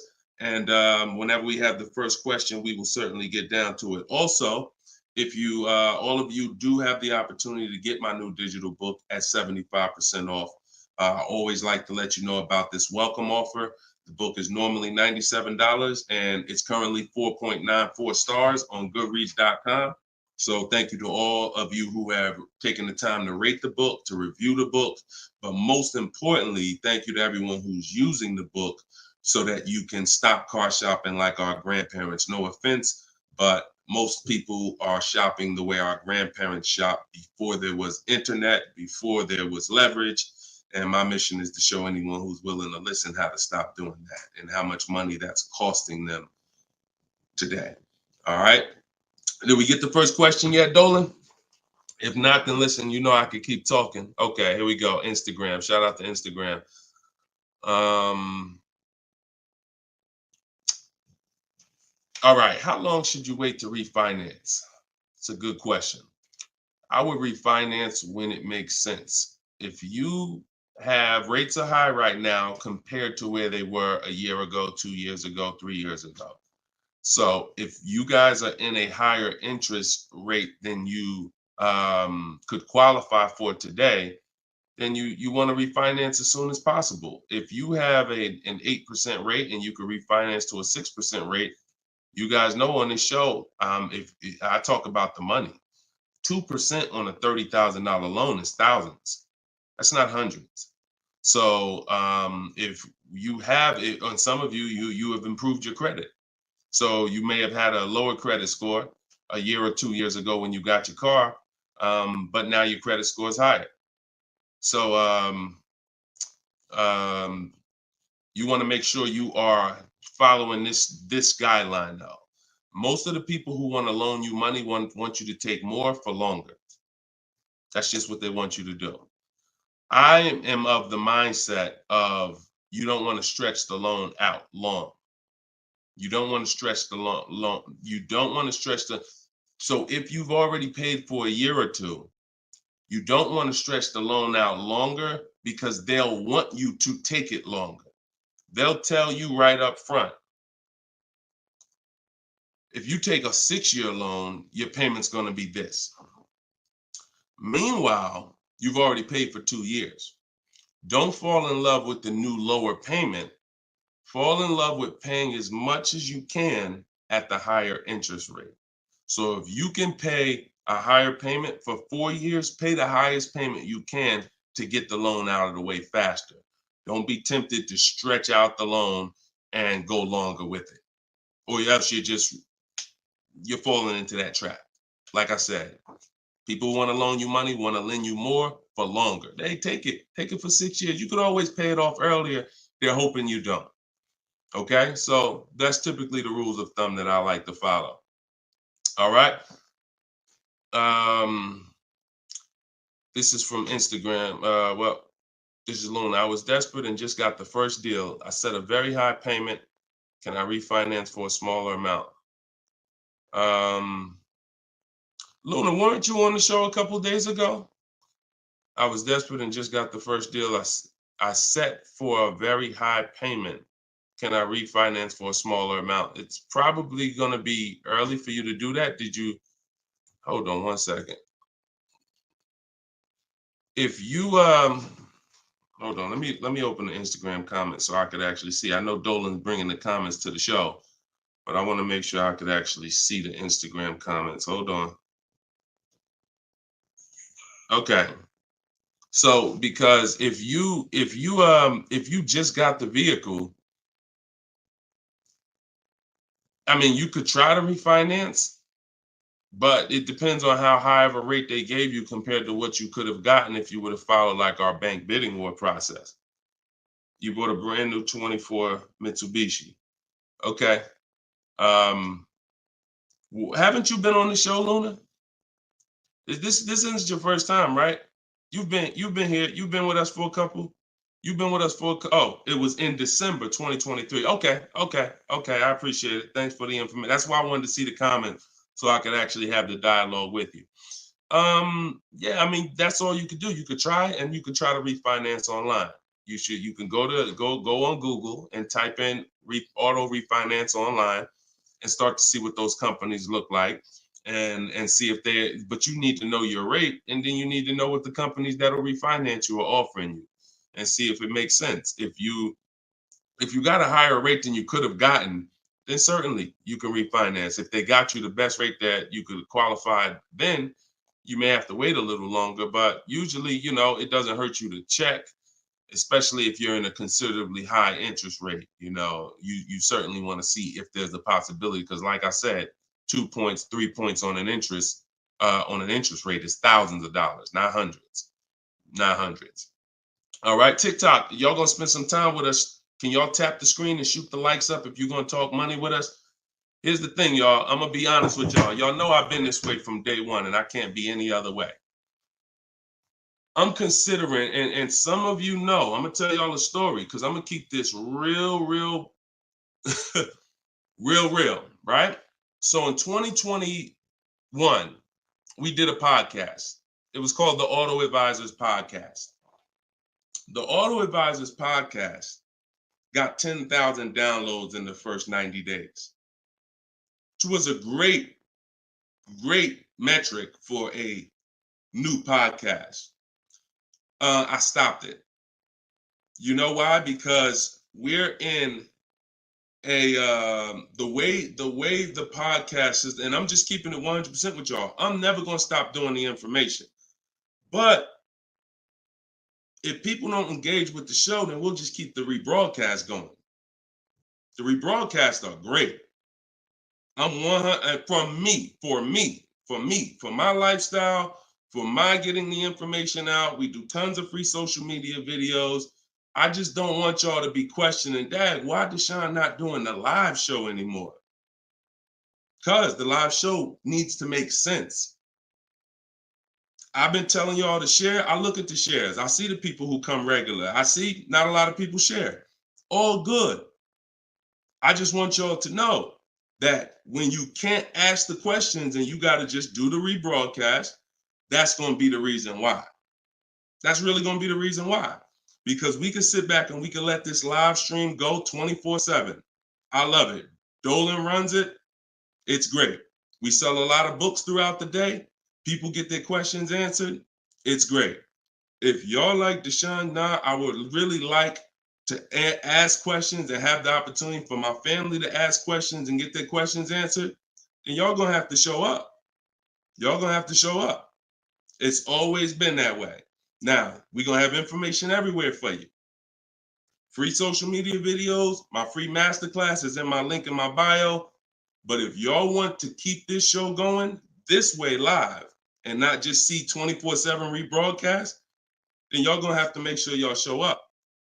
And if we don't see the likes and we don't see the shares, then it's all good. That tells us everything we need to know.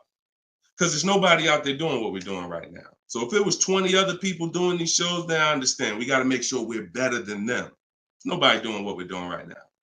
So it's up to y'all. All right, so Dolan, let's go. TikTok question. Can I get a new lease with no money down and get the same car payment monthly, turning my lease in soon? But that depends on how good you're going to shop. See, if you got, a lot of people are going to be fooled into this conversation. Car salesman calling them saying, hey, I could get you out of your lease, keep your payment the same, and you'll be good. That's the conversation they're going to go for. Now they're going by 2021 and 2020, well, really 2021 payments, which were the highest in history. And what they're depending on is they're hoping that most people don't ask a question. You already been paying this, you already been paying the high payment. What if I could put you into 2024 for the same price? Meanwhile, those prices that you were paying were ridiculously high. All through the pandemic, most 99 probably percent of people were paying ridiculous payments. That's why I always show Bonita. So when you look at Bonita, Bonita is the one who got one of the most popular vehicles during the pandemic. It was a Kia Telluride 2022. She got it for $600 out of pocket, $600 a month. It was like a 1.25% lease. How? Sitting at home and shopping offers. So to answer your question, don't comply. Your deal is going to be based on how well you shop. And what I'm teaching you to do is to stop going into dealers because 80% of them are overpriced. So you're going to go into a dealer, do your test drive, and then you're going to come home and you need to get at least 5 offers. Now you could do it my way. In my book, I have a strategy called the 25 to 5. We go online, we go to the dealer's websites, we put in what we want, 25 dealers' websites. It's a copy and paste template. Then we have conversations by email because out of those 25 dealers, figure about 10 are going to have a car we want. And then we're looking to get 5 to 7 offers. If you shop the right way, you're not shopping the right way if you don't see a $150 to $200 difference between your offers. You're just not shopping the right way because we know I've helped. Personally, we have about 1,600 people in our car shopping course, in my coaching program, and we probably have about 6,000 people who have my book. That's enough data for us to know when people send me their deals, 80% of dealers are overpriced. What's the message then? If you don't get 5 offers, you're going to overpay. Hands down. Not 3, not 4. Now, some people with Charles, if they're shopping for a really hot vehicle, like Charles got a Palisade a little while ago, he got 10 quotes. So he reached out to 35 dealers. But look what he's paying. $48,000, almost $49,000 vehicle, he's paying $597. And both of those deals were no money down. So if he didn't know how to shop, then he would be paying $700, $800. Some of you may be looking and saying, Deshone, man, I got a Palisade and I pay a lot more than that. Or, hey, but that's going to depend on how you shop. You must get at least 5 offers if you're truly going to see the bottom of the market, because 80% of dealers, 4 out of 5 are overpriced. So certainly you could do deals with no money down. It's not even a question. And don't pay attention to commercials, because what you'll see is neither one of those 2 deals that I just showed you were from a commercial. They'll probably, when you look at what a commercial says you can lease a Kia Telluride for, especially or a Palisade for, especially a $50,000 Palisade, it would be a lot higher than this, and it would be with 1,000 down plus tax plus fees. That's why you can't pay attention to commercials. So that's the answer. Don't pay attention to commercials and get at least 5 to 7 offers. If you do it my way, it's quick. Takes about 20 minutes to contact all the dealers, and then you're using my email templates. Because what you got here, this is very important, you guys that are going to have conversations with dealers by email. You must know how to keep the conversation on your terms. You must know how to keep the conversation moving forward when people ask you, hey, can we get on the phone? Hey, can I get your phone number to call you? Hey, when can you come in? You must know how to have the conversation stay on your agenda. That's why I wrote the scripts. But even if you're not using my book and my scripts, make sure you are committed to staying the course, that you're not getting on the phone, you're not coming in, and that you're going to be shopping from home. Okay? Because salespeople will try to get you to come in. All right, go ahead, Dolan. Shoot the next one up.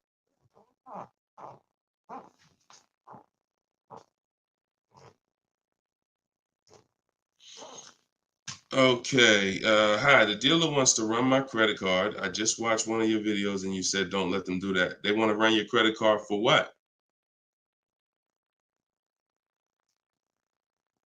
Let's give Bless the chance to type. Are you purchasing something? They want to run your credit card to run your credit? Or did you mean they want to run your credit? What are they trying to run your credit for? I mean, your credit card for. Now, if you have made a deal with somebody, when we make a deal online, oh, you mean running your credit? For what? What's the purpose of you running my credit? And that's not even what the ad. See, when you request your offers, you're requesting your offers by email. And we're always telling them assume tier 1 credit. There's nothing else for us to focus on. What is the purpose? Now, again, let the 80% do what the 80% do. Lie, tell you stuff. You need to have other dealers in your inbox to know. Sometimes people say, well, Deshone, this dealer said, this one dealer said they don't lease. I said, okay. How many other dealers that you talked to said that? No one yet. Okay. When 80% of them say that, that means they don't lease that car. One dealer, they might be having customers come in, don't know what they're doing. Oh, yeah, no, we don't lease. Oh, okay. Well, I guess how much is it to purchase then?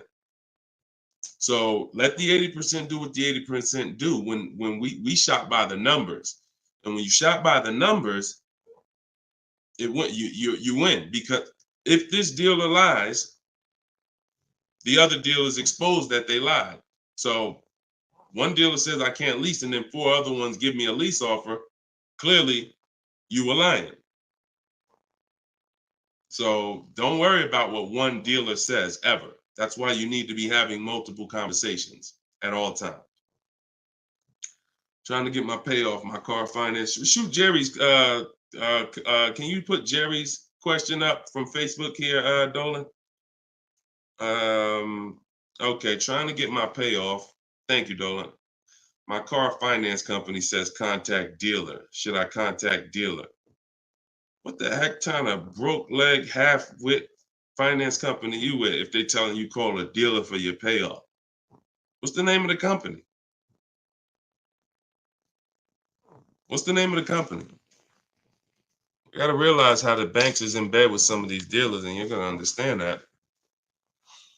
The dealers couldn't have did Hyundai.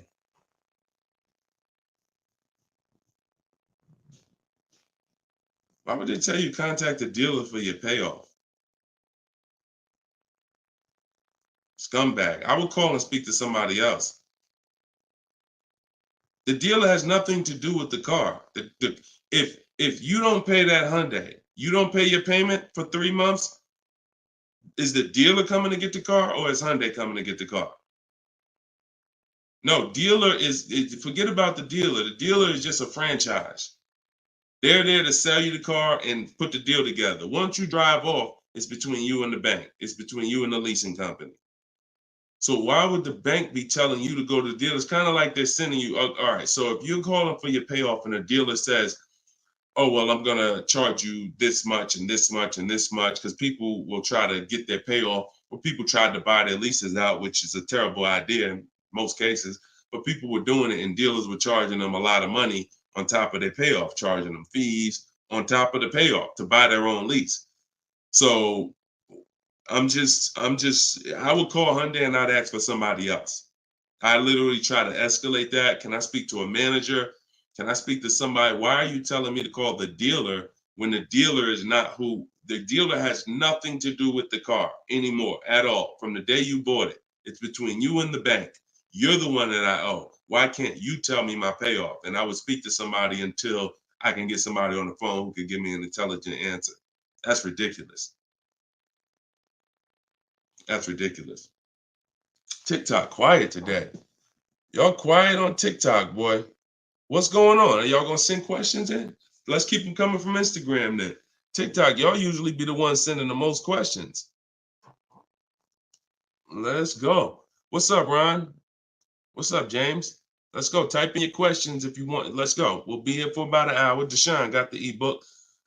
Sent email templates out, got responses, perfect. Using the counter offer calculator, perfect. And they usually, and they either stop communicating or say I have to come in to do any further negotiations. We have scripts for that. We have scripts for that. No, none of the other dealers I speak to have said that. Just go to the script. Every single thing is a script because I know what they're going to say. I had to use those same templates. So always keep the conversation. When you make the last counter offer, it's always a question. That counter offer is a question. So now when they come back and say anything, you look for the script that replies to that and keep the conversation moving forward. You know, once you send the counter offers, now you're just getting to the point where you're trying to see who's the best one. That's it. The counter offer calculator makes counters based on the best offer. So whatever that best offer is, it counters everyone. See, and they may stop communicating because they're already high. So if somebody gives me a 1.1% lease and other people give me a 1.4, 1.5, 1.6, when I counter, I'm countering based on the 1.1. Because once one dealer gives me that type of discount, I know that y'all just choosing not to. That's why if they say, how'd you come up with that number? The script is always, it's a little bit lower than my best offer I have already. So they know you can act like this is the bottom price that you have, but we already have the best offer here. That's why we always put in the offers, and the counter offer calculator creates the counter offer based on the best offer. I don't care if none of y'all reply anymore because y'all already showed me y'all are overpriced. So I'm gonna let you know that based on my counter offer, I know this deal could be done. And if the lowest offer, which may happen, says, look, I don't have no more room, I gave you the best, and I snatched that offer. As long as you got 5, then that's really the bottom. And that's the purpose of the counter offer, is to make sure before you close the deal, you have made a counter to make sure you know where the bottom is. But don't let them respond. Forget it. They probably, oh, he made this low offer. You know you could do that deal, but that's all right. I'll get the car from your competition. All good. All good. All right, next question, Dolan. All right. All right. That might not have any other questions. I have an isolated event. Car was totaled. Check getting cut this week. Can I pay to speak with you 30, 60 minutes for the single purchase? No. No offense. I've been helping groups. You gotta understand, y'all. Look, I have been helping groups buy cars. Look, let me show y'all something, okay? And I'm saying this so y'all understand, right? Since 2021, this is my private group right here. All right. This is my private group. We have 1,400 people in the group. Now, not everybody who joins us in Maps Academy joins the group, because some people just don't come to Facebook. They'll come on my Zoom coaching calls. But this is how I help people one-on-one. Not even one-on-one. This is how, when you see, can everybody see this? I just want to make sure everybody can see this. This is how I work with people. If you're getting my book, you got my book, you got my strategies. This is what we've been doing. Look at the dates. Look at the dates on these cards. All recent. So I don't work with it. It makes no sense for me to work with somebody one-on-one. I don't have to. The people who have been in my group since 2021, we get to the deals, because there's no situation that you're in that's a special situation. I guarantee you that. It doesn't matter. I've had thousands of scenarios. Nothing that you have is special where it requires this special process. Your car got totaled, you need a car, you're going to follow the 7 steps. That's not going to change. If you don't have a car, you can skip the equity assessment. The rest of the 7 steps apply. It doesn't matter. You think you need a special plan. No, you need a plan. And that's the plan that I have in my book or in my group or what I'm answering here. So you can feel free to ask your question. But your situation, this is very common. There's probably 1 million people around the country in your situation right now. Car was totaled, need a car. Common, very common. I know it's like overwhelming for you, not for me though. Super common. Okay, yeah, check your spam, Jerry. Check your spam or your junk folder. All right, Troop Tip. You see that question from Troop Tep on TikTok, Dolan? Unless you got something before that. All right, another one from Instagram. I'm looking to get an electric vehicle, and I'm not one to keep cars. I'm interested in getting a lease, but don't really know how the process works. You must get bids. You must get multiple offers, or you're going to overpay. Electric cars, doesn't matter. Same process. Bid, exotic cars. When you look at, Sean's getting an electric truck. He probably got it already. But he sent me this message, and he was looking at a $73,000 F-150 Lightning. He ended up getting $20,000 off the truck. Now he's buying it. He's not leasing it. So, Taupe had an electric BMW lease. She got a BMW i4 e-drive, $54,000. She got her bids. She ended up saving $8,500 total with the rebates and the discount. She's paying $690 a month for a $54,000 vehicle. So these deals that you're seeing, these are real deals. These are below market deals. These are not going to be had going into dealers and negotiating because one, you're never going to get that deal from an 80% dealer. It's not going to happen. An 80% dealer will never discount the car enough for you to get the best price. So you don't know. Unfortunately, there's no sign that's on, hey, we're an 80% dealer. Don't come here. There's no sign. The only way that you know is by getting multiple offers. Now, you could do it manually. You can call around, talk to some sales managers, and try to get at least 5 offers. We do it online. We do it with scripts and templates, and that's what's in my book. So if you just jumped on, my new book is called Cars from Home, 7 Steps to Saving Time, Money, and Avoiding Dealerships. It has all my templates in there, all my scripts. It's normally $97. But while we're on, for the next 30 minutes, you can get it for $24 if you get to my link in my bio before the 30-minute countdown is up. Once the 30 minutes is up, it does go back up to $97, which is still a great price because everything in that book is going to save you thousands and thousands of dollars. That'll be the most valuable book, but that's only if you want to use my scripts, my resources, and have me do the talking, which is you typing. But if you're going to do the talking, then I would call around and I get at least 5 offers, or you're going to overpay. No doubt about it. At least 5 offers. Okay. You can't calculate a lease manually. You can't try to calculate a lease and think. And even if you can calculate a lease manually, you still don't know what rebates are, what incentives there are. Sean didn't know there was $15,000 in rebates. How did he find out? Multiple offers. The best offer ends up revealing, wow, it's $15,000 in rebates on this truck. He wouldn't have knew that just walking in and trying to see, all right, what's the best deal I could get? 80% deal is never going to tell him it's $15,000 in rebates. So multiple offers is a must. Okay. Go ahead, Dolan. Great question. I'm new to your platform. I joined late. What do you recommend I do? I'm not sure I understand the question. What do I recommend you do about what?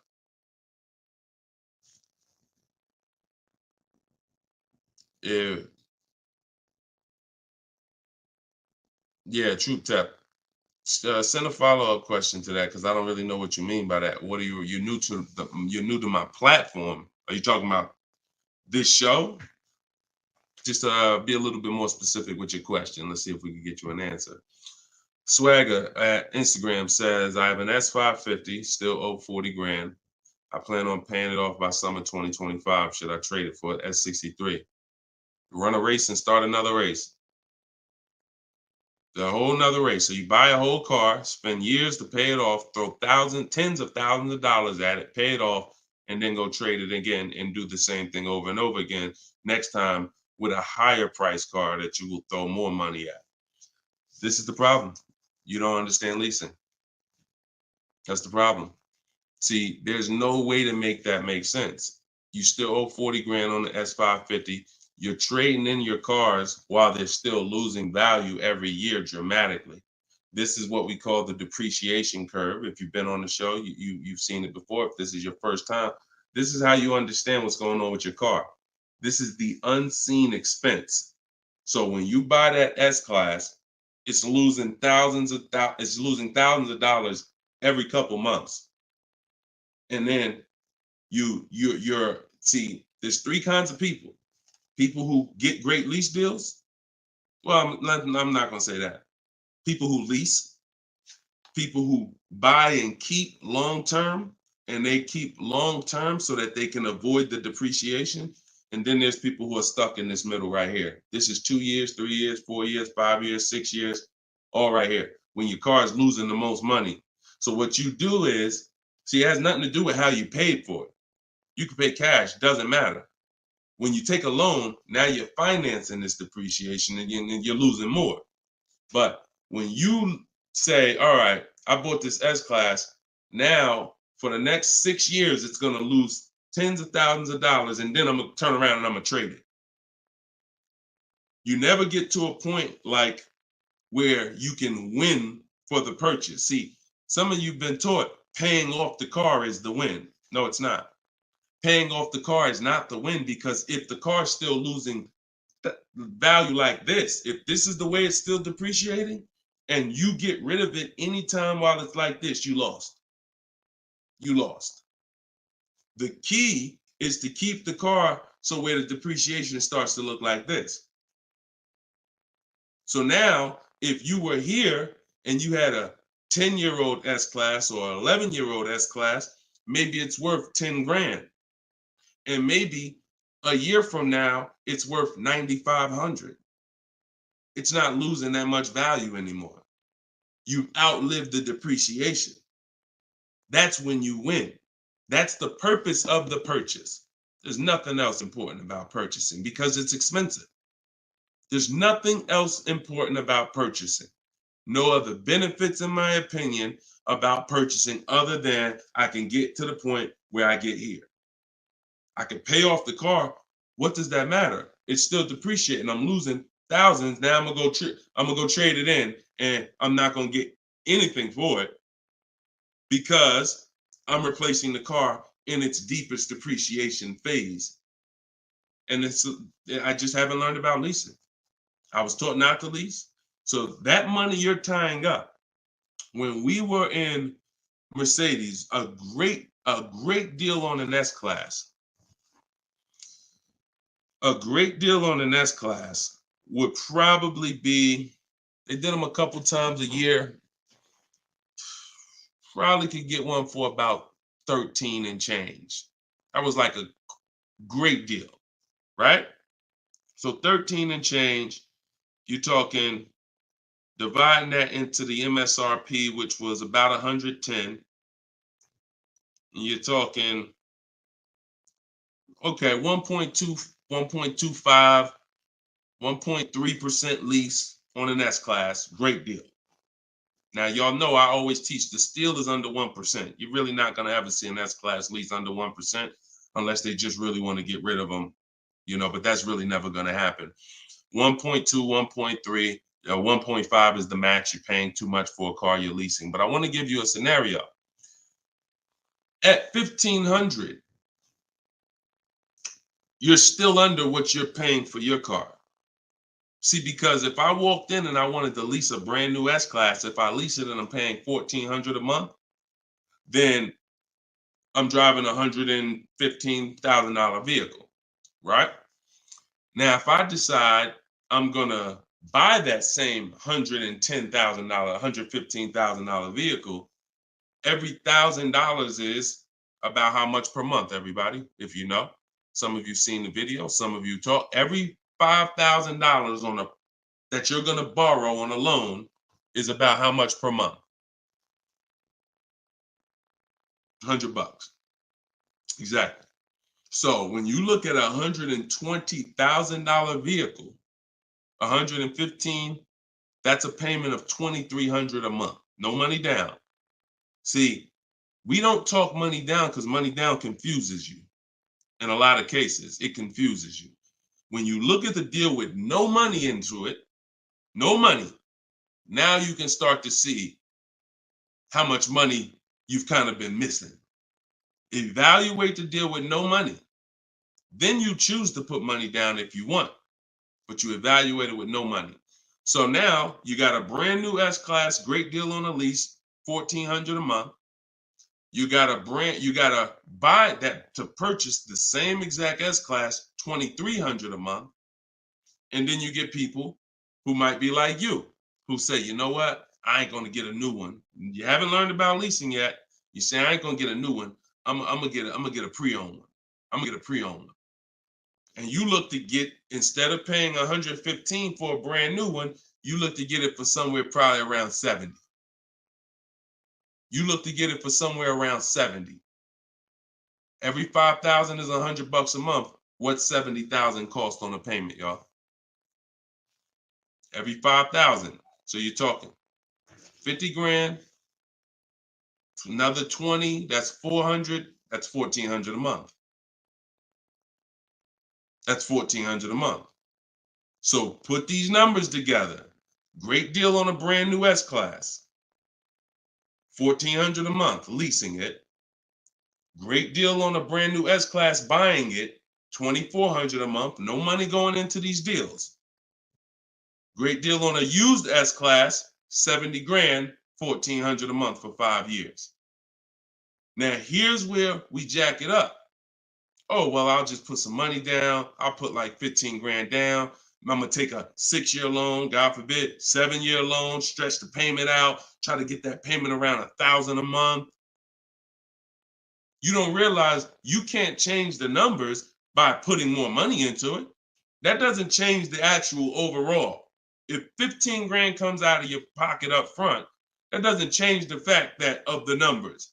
That's why I break down the scenarios with no money down going into them. So what I would say, if you need to decide if you're going to keep the S-Classes long term, then you should be buying them. If you're going to keep them 8+ years, then you should be buying them. But if you're not keeping these cars 8 years, then you should be shopping for great lease deals because you're just throwing thousands and thousands of dollars away. Same price you paid, same money that came out of your pocket for the last couple of years to drive that used S-Class, you could have been driving and leasing a brand new one. And I know what comes with a used S-Class, brother. I know it. Been with Mercedes. I was with Mercedes 5 years. I know the maintenance. I know the brake replacements. I know the service Bs. I know how much it costs to have an S-Class pre-owned, no warranty, and everything that happens is on you. So we're not even taking into account the maintenance and the repairs that you have to put into that S-Class that you wouldn't need to put into a brand new one that you lease if you just stop listening to people who told you that you shouldn't lease cars. No doubt about it. So that's the best advice I could give you, brother. All right, go ahead, Dolan. Shoot the next one up. Use your pointers to get a new 24 GB80 Genesis. Salute. Enjoy it, Austin. Great deal. That's what I did. I worked the deal, no money down, got them the low, then hit them with the down payment, plus went and pre-approved. There you go. There you go. See, you're able to understand when you're shopping with no money down, no money going into the deal. Don't show me what anything looks like putting money into the deal. We determine if we want to put money into the deal later. Shop, get the best price on the car. Find the dealer who's going to get the best price on the car. Then we'll work out the finances. Then we'll work out the details. Most people go right to the, all right, what's the monthly payment? All right, what should it, how much should a brand new GB80 be? Depends on who you buy it from. Depends on what they sell it to you for. First things first, we got to find a dealer that's going to sell us the car for the lowest price. Good job, Austin. Congratulations, man. GV80 is a nice vehicle. Enjoy it. How much should CPO normally charge? How much should certified pre-owned normally be charged for Genesis G70? You haven't seen enough of them. So if I'm looking at a used, so example, I got a 2020 Infinity truck that I got year and a half ago. If I went in wondering how much it should cost without knowing, then the market's going to tell me. Now our goal is to get below market deals. So whenever we're getting below market deals, we are always we need to know what the market is first. You can't get below market deals if you don't know what the market is. So when we're getting offers on new cars, it's easy because we can see what the market is with all the offers we get. We get 5 offers, we get 7 offers, we can see what the market is. And we can see the low side of the market, we can see the high side. You got to do the same thing with used cars. And you go on every marketplace, we use 8 of them. We use cars.com, Driveway, Carvana, CarMax. Some people say, oh, CarMax is, if they're, listen, I don't care if CarMax is overpriced 90% of the time. The 10% of the time that they're not, they're going to be in the runnings. You know, it's like Best Buy. I know Best Buy is going to be overpriced for electronics 90% of the time. But when I needed to get an iPad for my wife, Best Buy had the best price. So if these people need to be in the runnings or you're going to overlook some savings. So yeah, we'll look at, CarMax, Driveway, Carvana, Carfax.com, Cars.com, Auto Trader, Car Gurus, eBay Motors. So we're looking everywhere there used cars. And then we're going to look and we're going to sort by lowest price to highest price to see where the low side of the market is.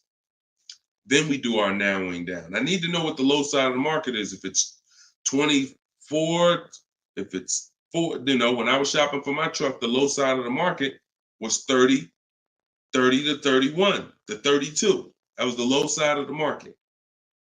So when I saw it and I narrowed it down based on Carfax.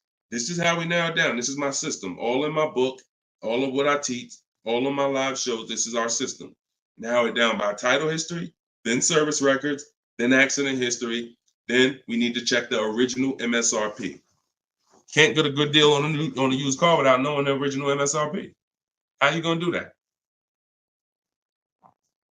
Who's bought a used car in their life? Type the letter U. If you bought a used car in your life, type the letter U in the comments. Anybody who's bought a used car, type the letter U.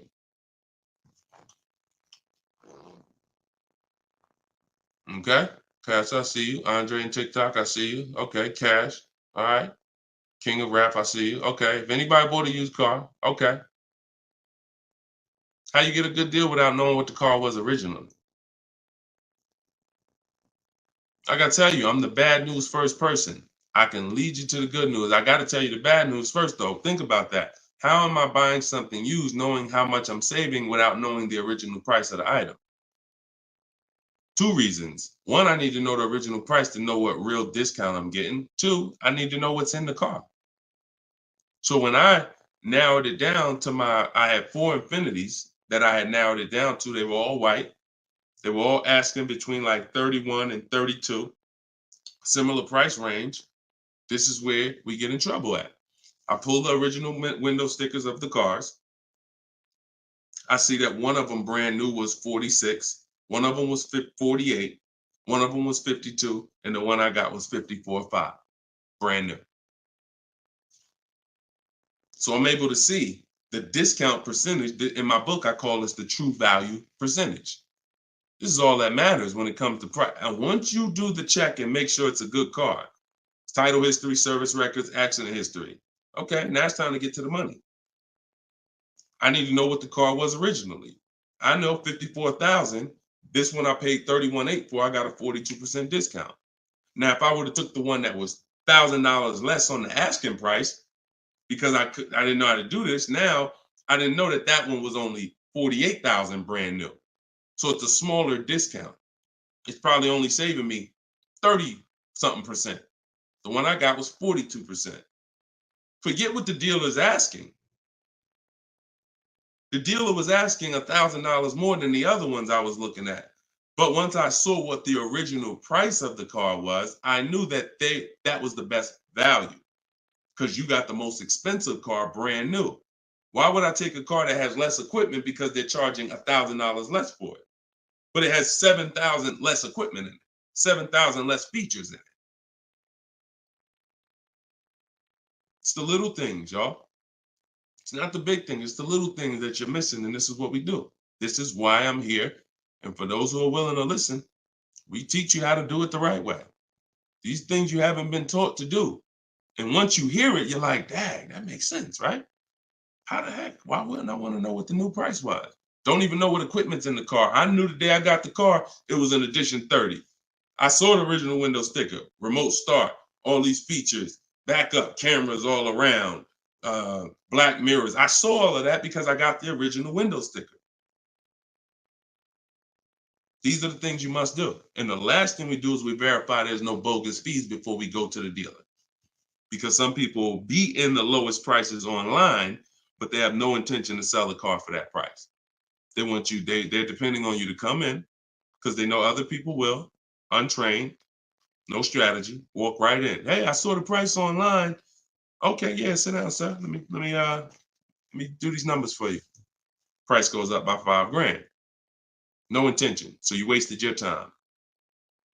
I'm listen, God bless you. Yo, Deshone, I'll just walk away. I'd rather not walk away. I'd rather you not have to walk away. And when you truly learn the science and the right strategies of shopping online, like I'm teaching you, you won't be walking away because all you lose when you walk away. Still need a car, don't you? Somebody else just gonna buy that car. It's not like you like, oh, I'm gonna put a sign out. Nobody buy this car. They wasted my time. That car gonna sell. So it's best to learn, how can I make sure I never put a dealer in a position to waste my time? Because while you were at that dealer that was overpriced, the best price car was selling. Because the best price cars don't wait online. They 24, 48 hours, they're gone. So while you wasting your time with the fake dealers, the best ones are the car's gone. That was really the good deal. Okay, so you do all of this from home before you go. By the time you go to a dealer to see a used car, you should already know if that car drives the way I want it to drive, the deal is done. This is the best price online. And when I get there, I usually ask for $500 to maybe $1,000 off when I get there. Never over the phone. You have no leverage. Why would I call a dealer that I know, I've done my research, you got the best price car in the market, and call them and say, hey, could you take off another $1,000? No, there's no leverage there. You make sure there's no bogus fees. Then we go. We're there. We test drive. I like the car. Could you do another 500, 1,000? If they say no, you know they're honest. Hey, I don't have a room. Oh, hey, I just put the car online 2 days ago. Like, I haven't even given it a chance yet. I understand. I'll take it. See, you got to know when a deal is in front of you. And that's the problem. You don't have enough information to know when a deal is in front of you. So you're going to hesitate. And you're going to walk away from a deal because you think, oh, nah, dude don't want a deal, man. I asked him to take off $2,000. You can't take off $2,000. You didn't do your research.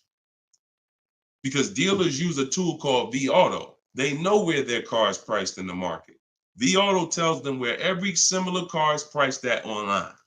So if they're the top 3 prices online, they run their business a different way. They want to sell cars fast. You can't go in thinking you're negotiating with someone who marks their cars up by thousands, who's number 15 on the price list. You walk into the best price deal online and think, yo, I'm asking for $2,000, $3,000 off. Let's go. You don't want to negotiate?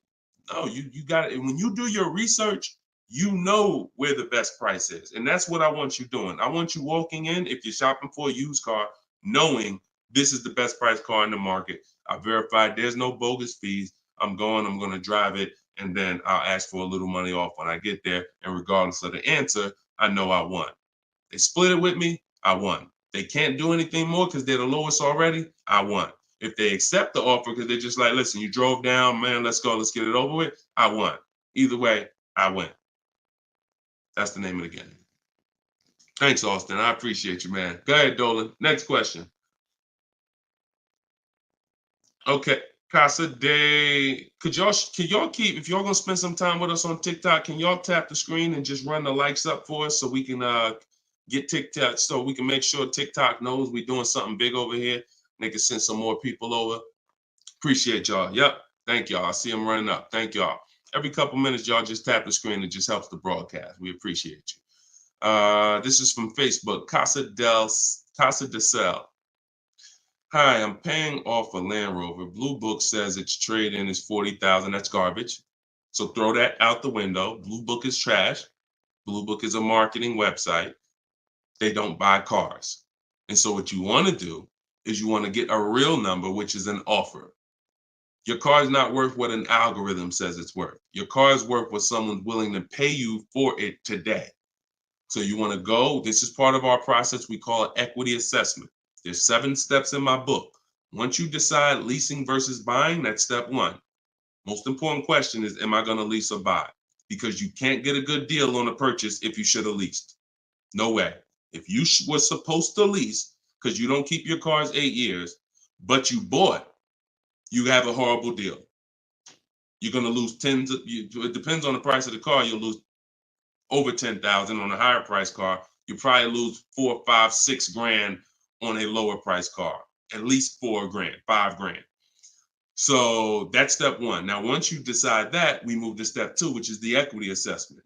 Equity assessment is any vehicle we have, we need to assess if there is equity in it or what the equity is. And it's based on offers.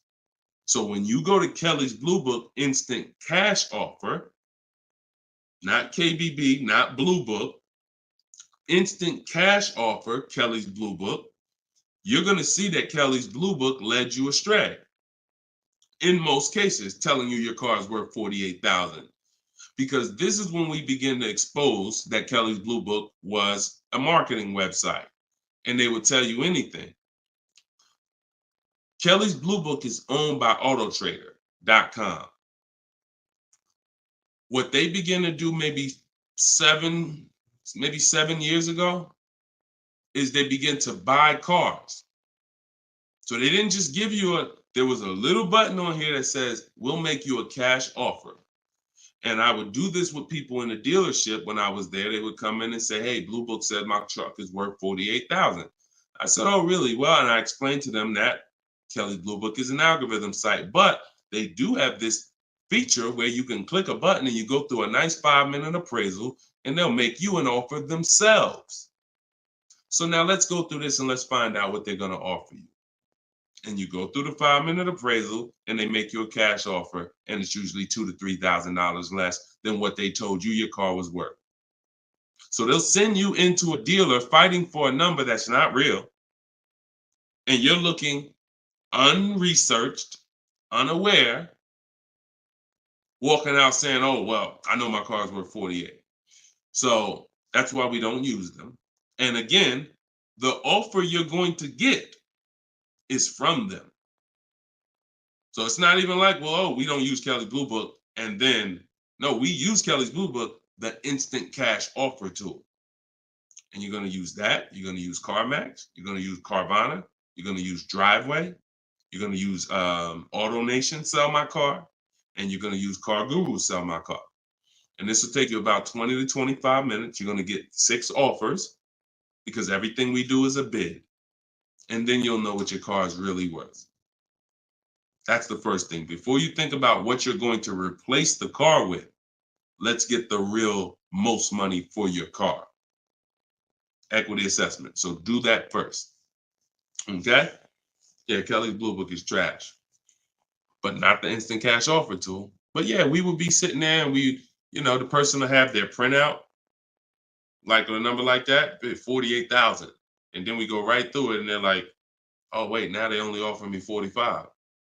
Yeah, right? So if the people who told you your car is worth 48 is only offering you 45 for it, what does that tell you? Oh, go back to that site that they offered you 48. You see all those banners, see all those marketing banners and ads? Yeah, that's why they need millions of people to come there to have that make sense for them. All right, go ahead, Dolan. Next one. Right. This one's TikTok. Can I get advice on walking in a dealership with a check in hand strategy? Don't walk in with a check in hand. 80% of deals are overpriced, Andre. You can walk in with a check in your hand. If you get somebody who's really good, they're going to take the check. And that's the mission. Get that check out of your hand into our bank account. And if you're dealing with an 80% dealer, you lost. See, again, I'm giving you boundaries so that you can understand. If you break the boundaries, if you choose to go over the boundaries, that's fine. But I've been doing this for a very long time, and everybody that knows me, everyone that's close to me, be it here in New Jersey or be it in my group, they know that I'm the person who helps you save the money on cars. I would put my money against anybody that I'll get a better deal than you. Now, if you're shopping, I wouldn't put my money against any of my people who learn from me. Anybody that learns from me, I wouldn't bet that I could get a better deal than them. If we got the same time frame, we're gonna get about the same deal. But somebody who has no strategy, just shopping, going into dealers, I'll put any amount of money. I bet you $1,000 today that I get a better deal than you without even leaving my house. So I want you to be in that position because you don't know who you're dealing with. If you're in an 80% dealer, they knock off $3,000 for you, $5,000. You think you won? Look,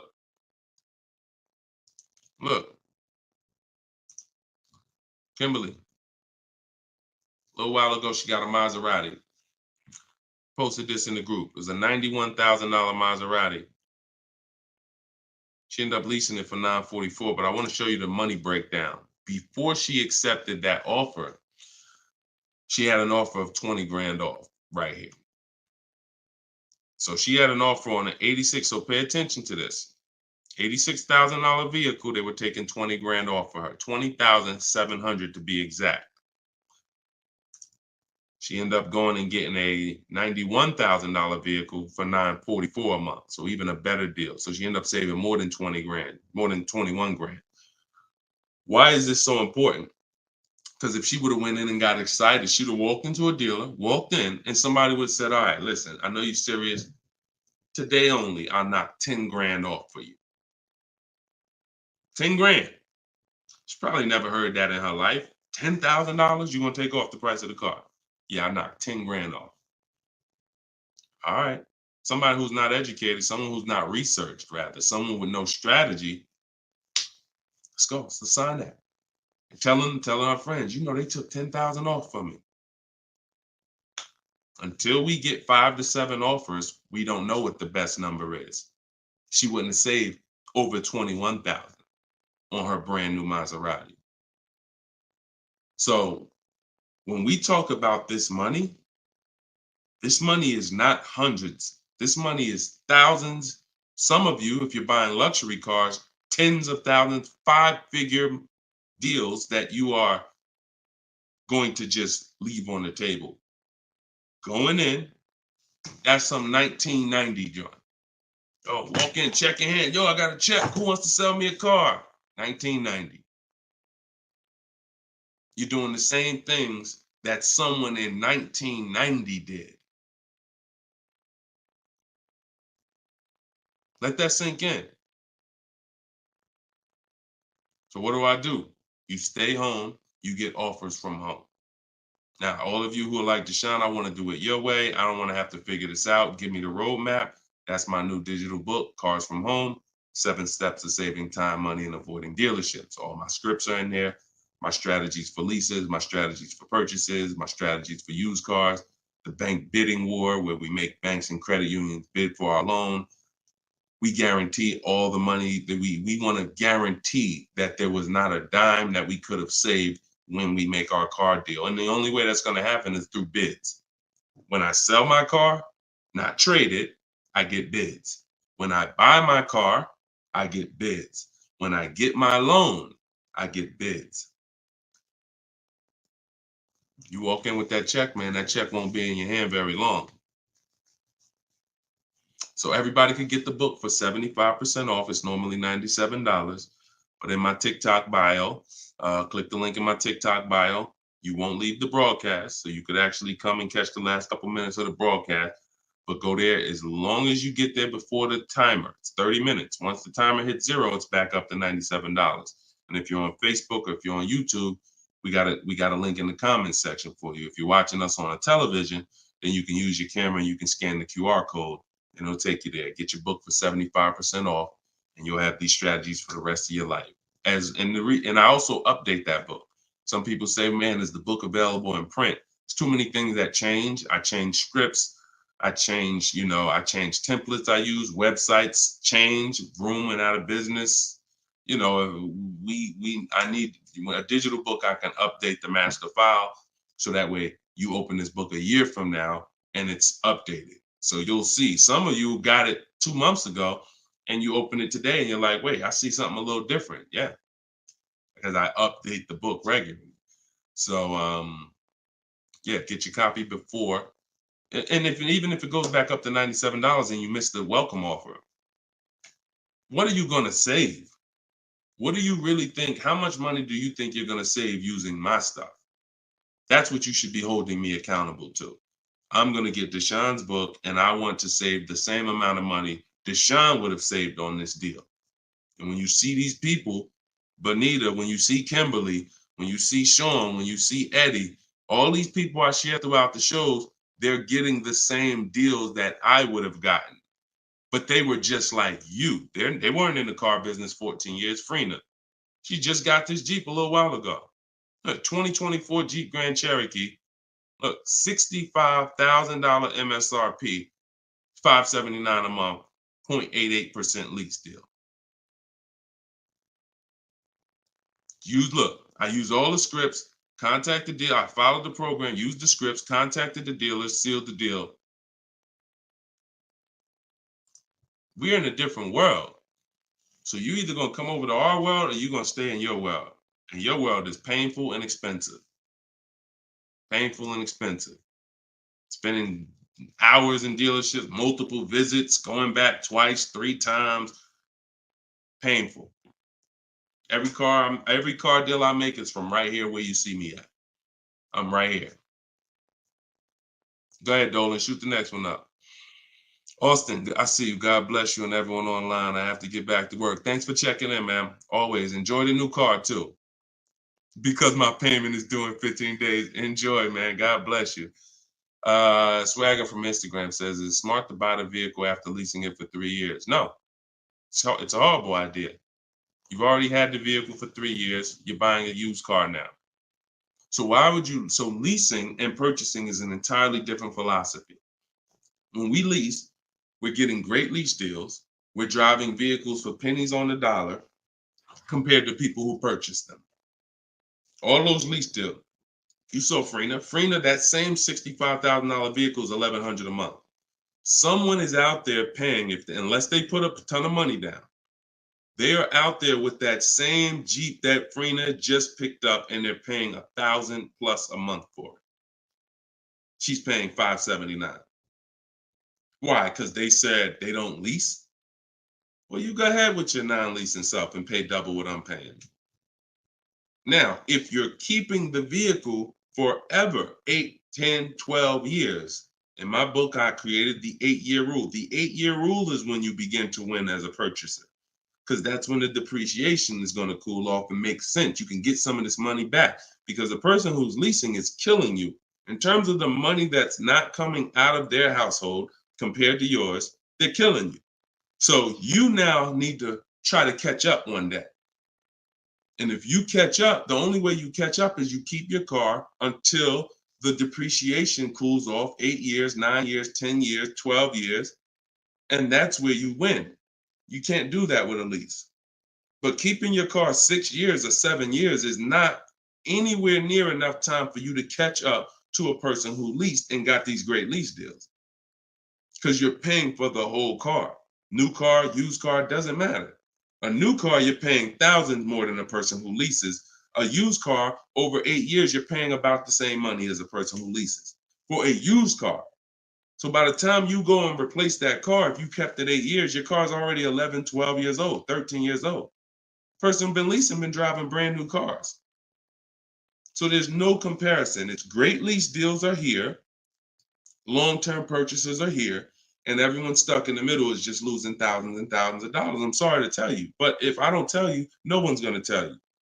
You buying cars, trading them in 4, 5, 6, 7 years, when they're still depreciating heavily, you're losing compared to people who purchase and keep long-term and people who get great lease deals. You're losing thousands. If you buy your lease, now you're switching and saying, okay, why do I want to buy a used car now? Because that's all buying a lease is. Let's take let's take the aspect out of it that complicates it. When you are buying your lease, you're buying a used car. That is it. Except you don't have to go search for it. It's right there in your driveway already, and that's the only difference. So what makes you say I'm going to stop leasing to buy a used car?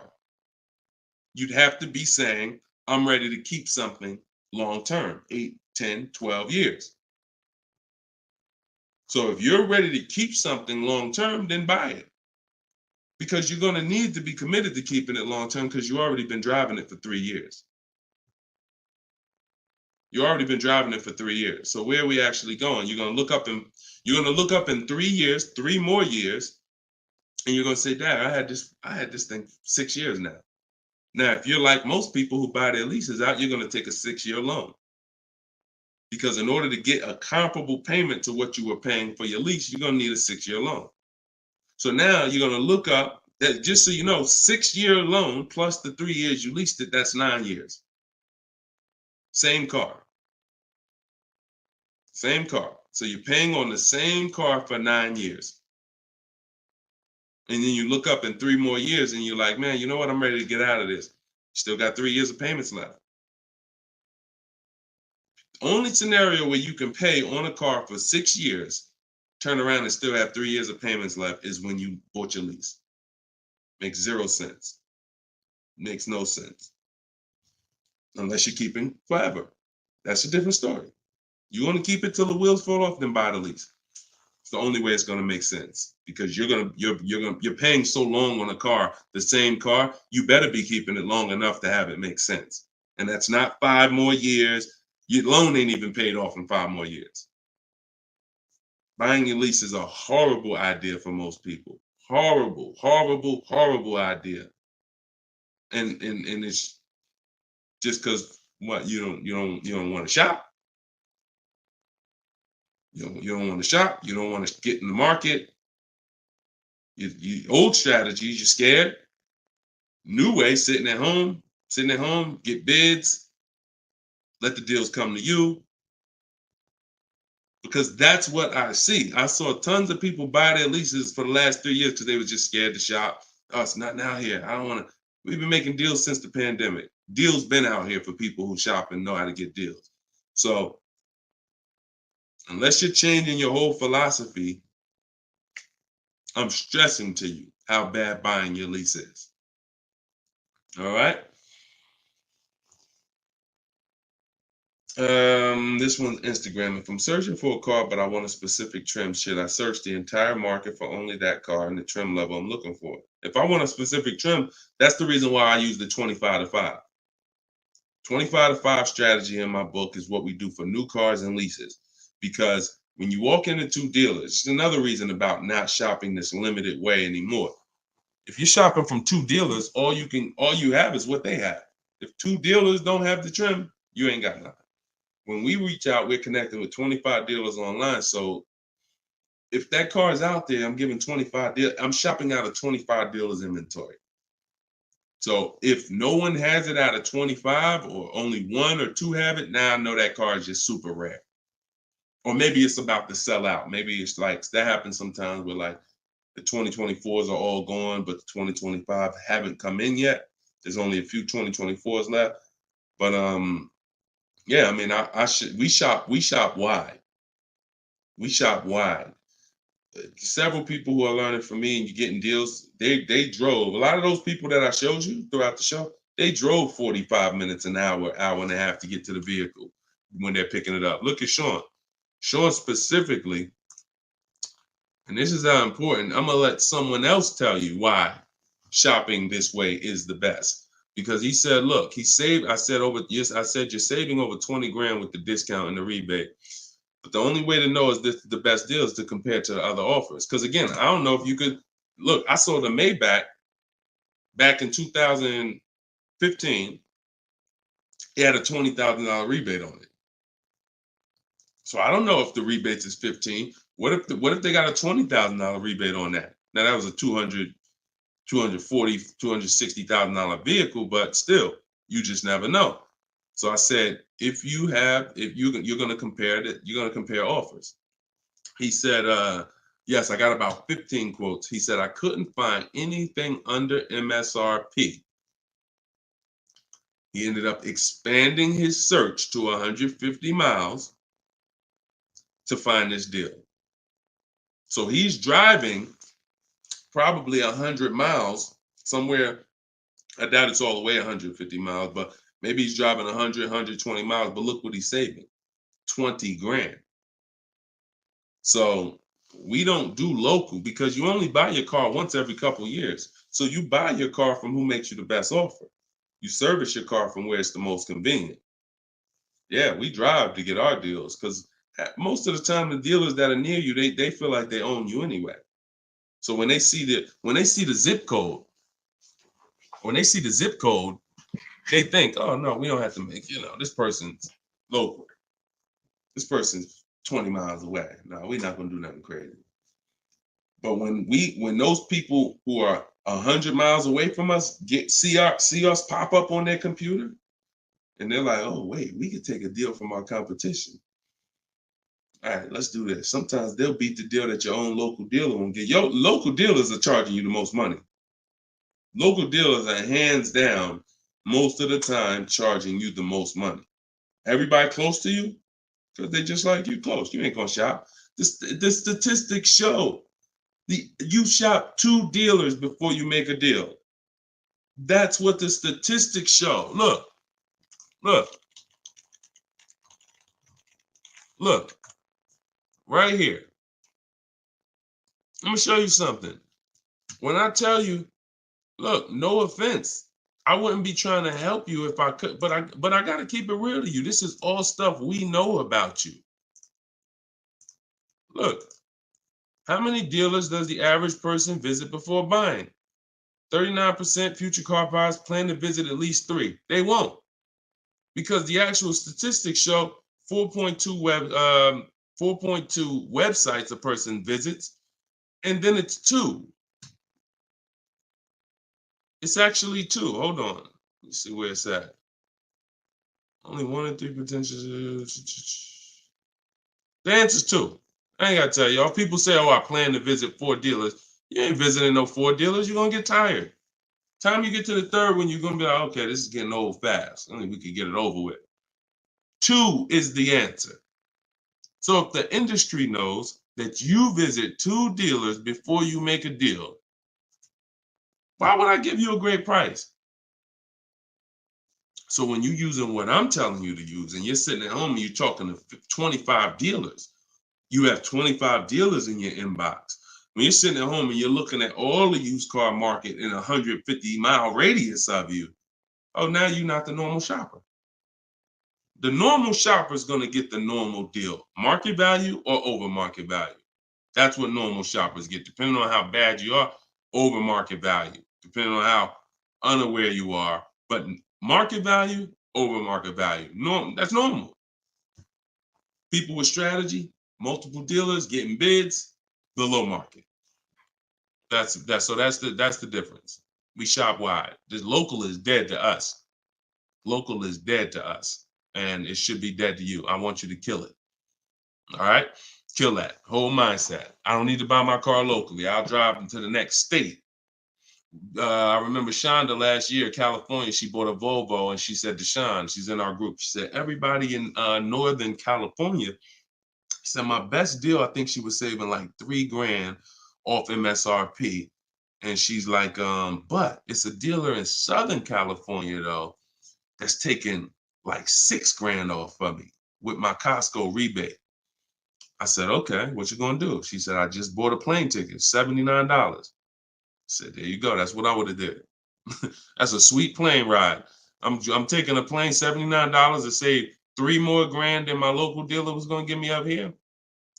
Sweet plane ride. So local's dead to us. We go where the money is, and we enjoy that ride home. Nothing like driving home for an hour knowing you just saved a ton of money. So that's it, y'all. We've been on for about an hour and 15 minutes. We like to keep these shows right around there.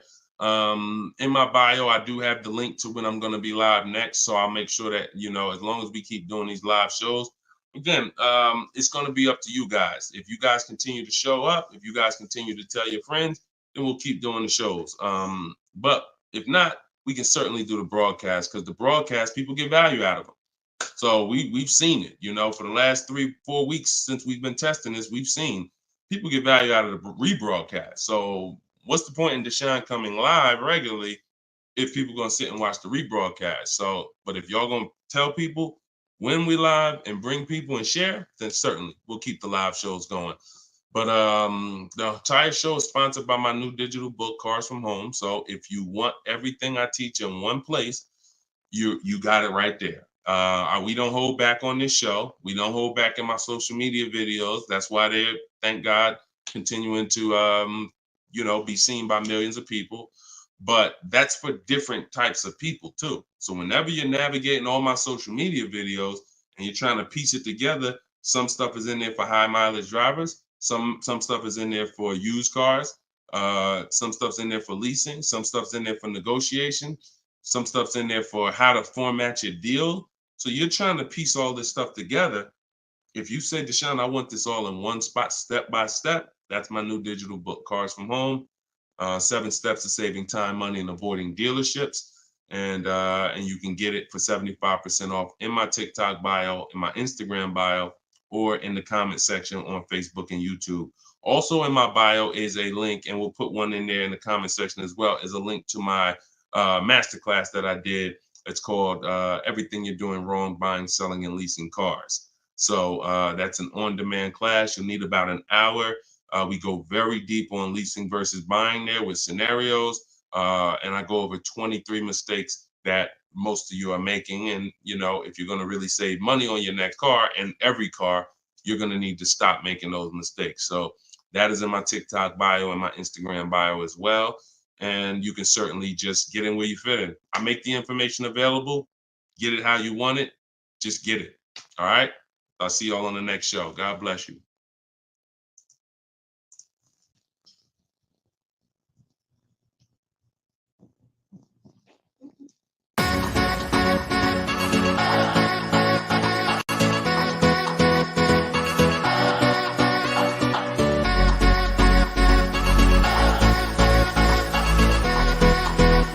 The worst possible thing you could say when you walk into a car dealership. I spent 5 years with Mercedes-Benz, 5 with General Motors, and the worst thing a person could say when they walk in is, if you could just get me to this payment, we got a deal. So your loan's probably still like 19, which means you got to pay to get out. You're upside down. It's called negative equity.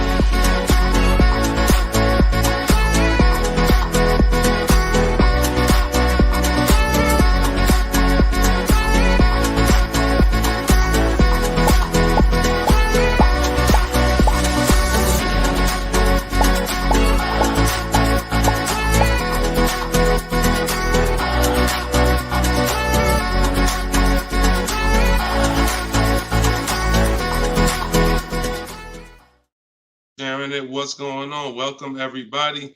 This is episode 9 of Car Shopping Questions and Answers. I'm your host, Deshone, publicly known as Deshone the Auto Advisor.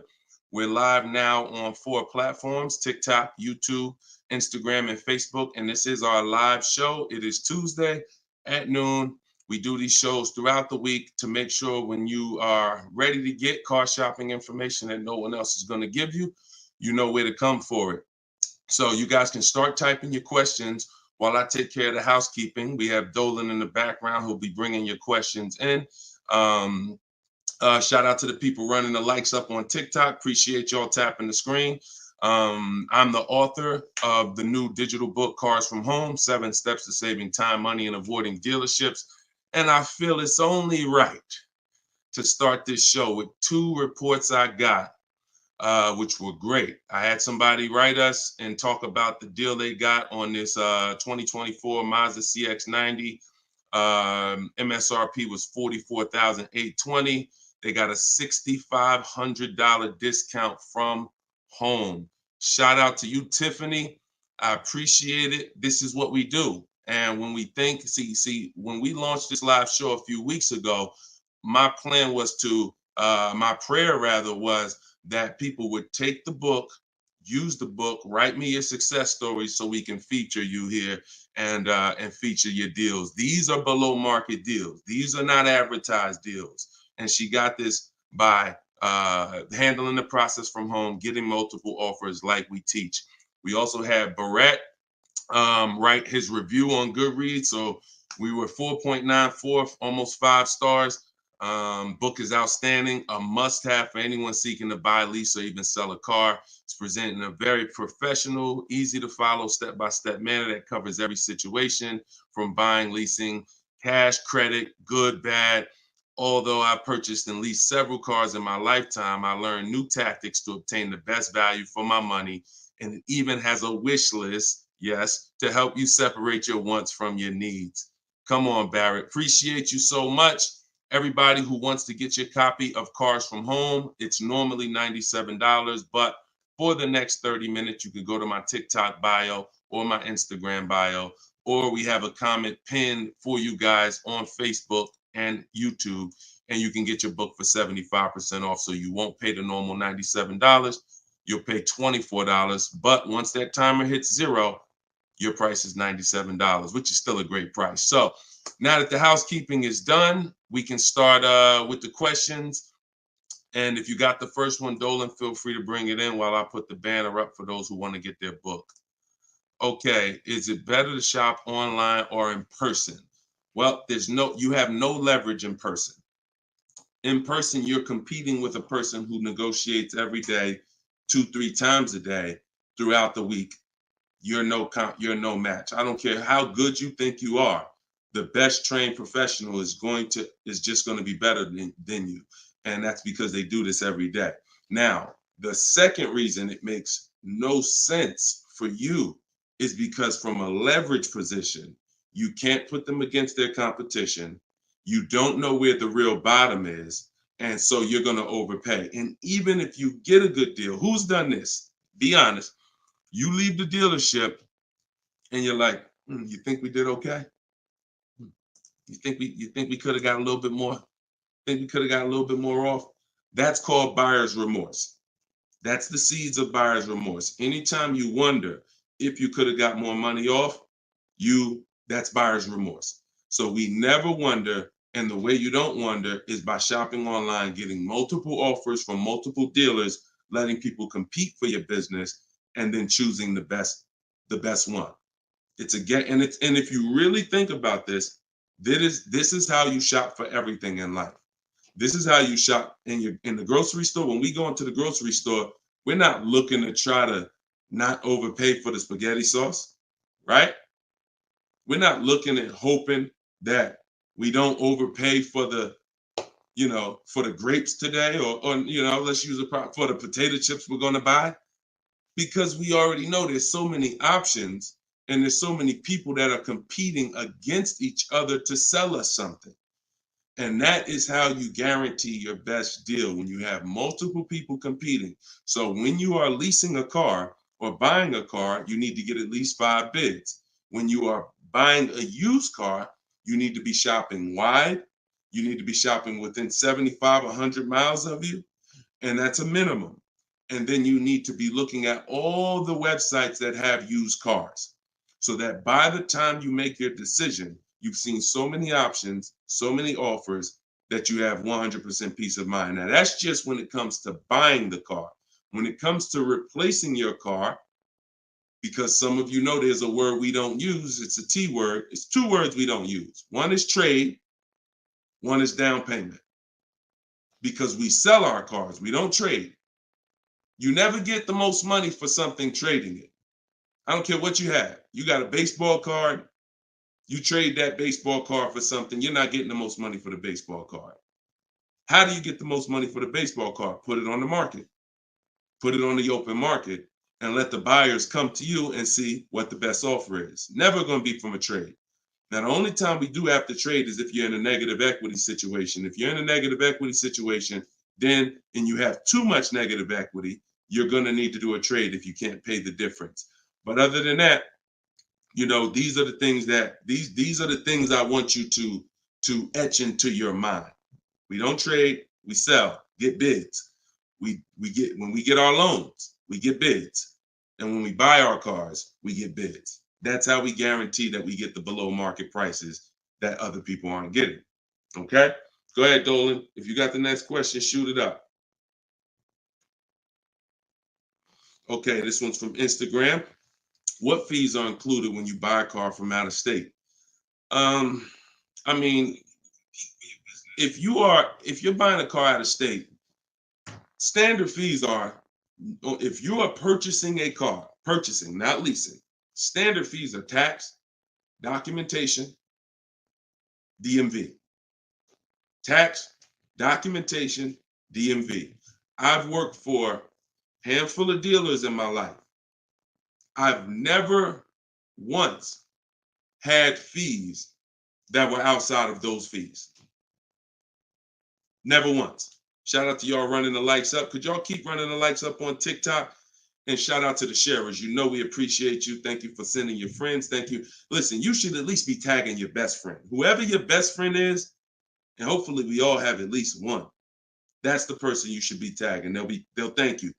No one's gonna get mad at you for sharing my stuff with them. I guarantee you that. But shout out to the sharers. I appreciate y'all.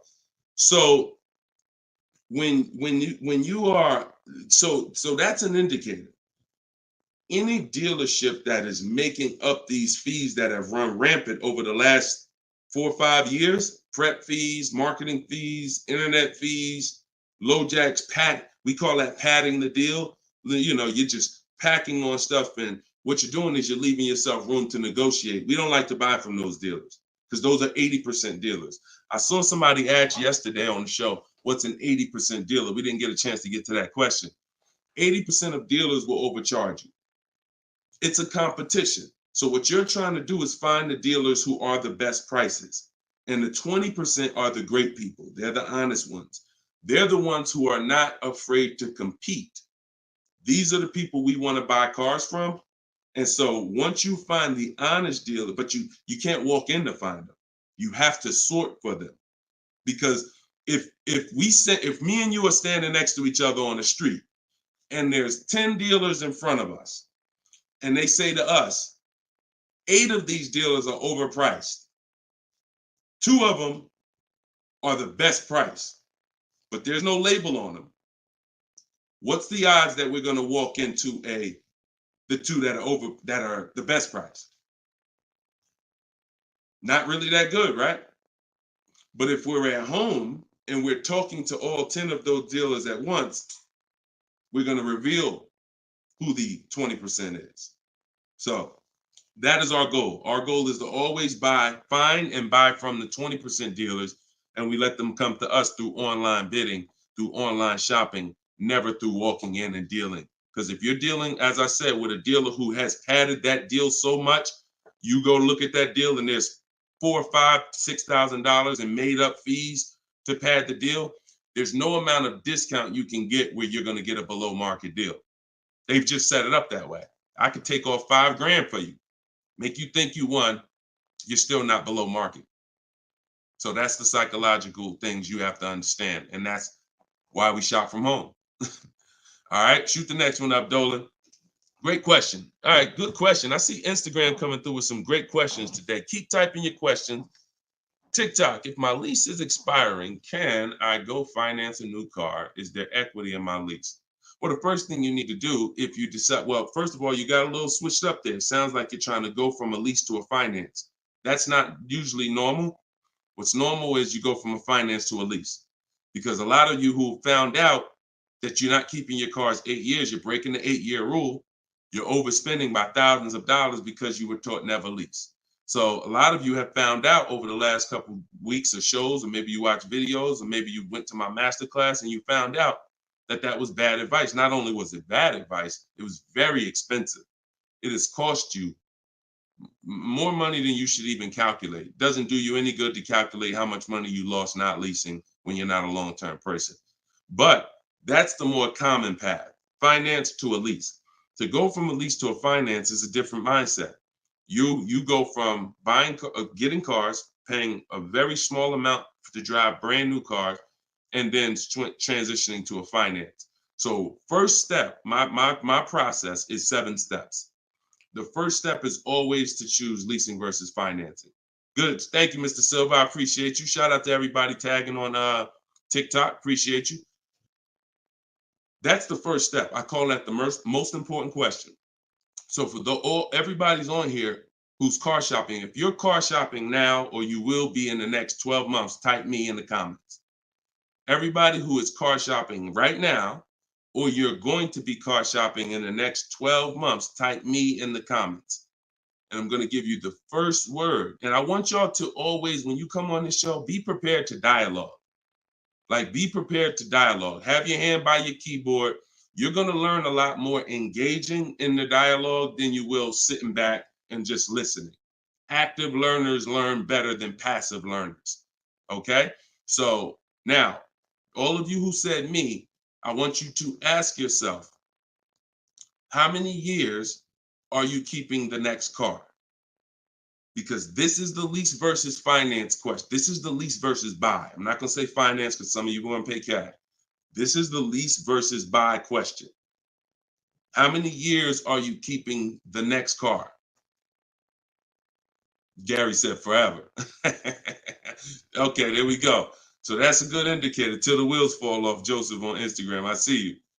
Okay, here's the question. 72 months. Okay, that's 6 years. You shouldn't be buying, Frankie. And I'm going to tell you why in 1 second. As long as it lasts. Now, when you want to try to get a little bit more specific than that, because sometimes you'll buy a bad car.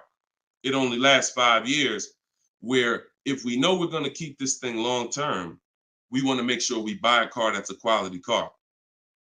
That's what we want to make sure that we do. Buy a car that's a quality car. All right. So let's do, okay. So all of you, if your answer, I see you, Andrew, you 6, I see Teresa 10. Okay. Now, here's the rule. I call this the 8-year rule. The 8-year rule is based on when cars lose the most money. So it's not based on, see, some of you have been taught you pay off your car, get the title, do whatever you want. You want to trade it in, do what you want. I'm here to tell you that that's cost you because you don't understand the unseen expense. And the unseen expense is the one that's hurting you. That's depreciation. So the first thing you're trying to get when you're deciding I want a car is, how am I going to avoid big depreciation? Big depreciation. You buy a car for $30,000 today. What is it worth in 3 years? Even if you don't drive it. See, this is these are the things that you've been, oh, well, I want to buy a car. I drive as much as I want.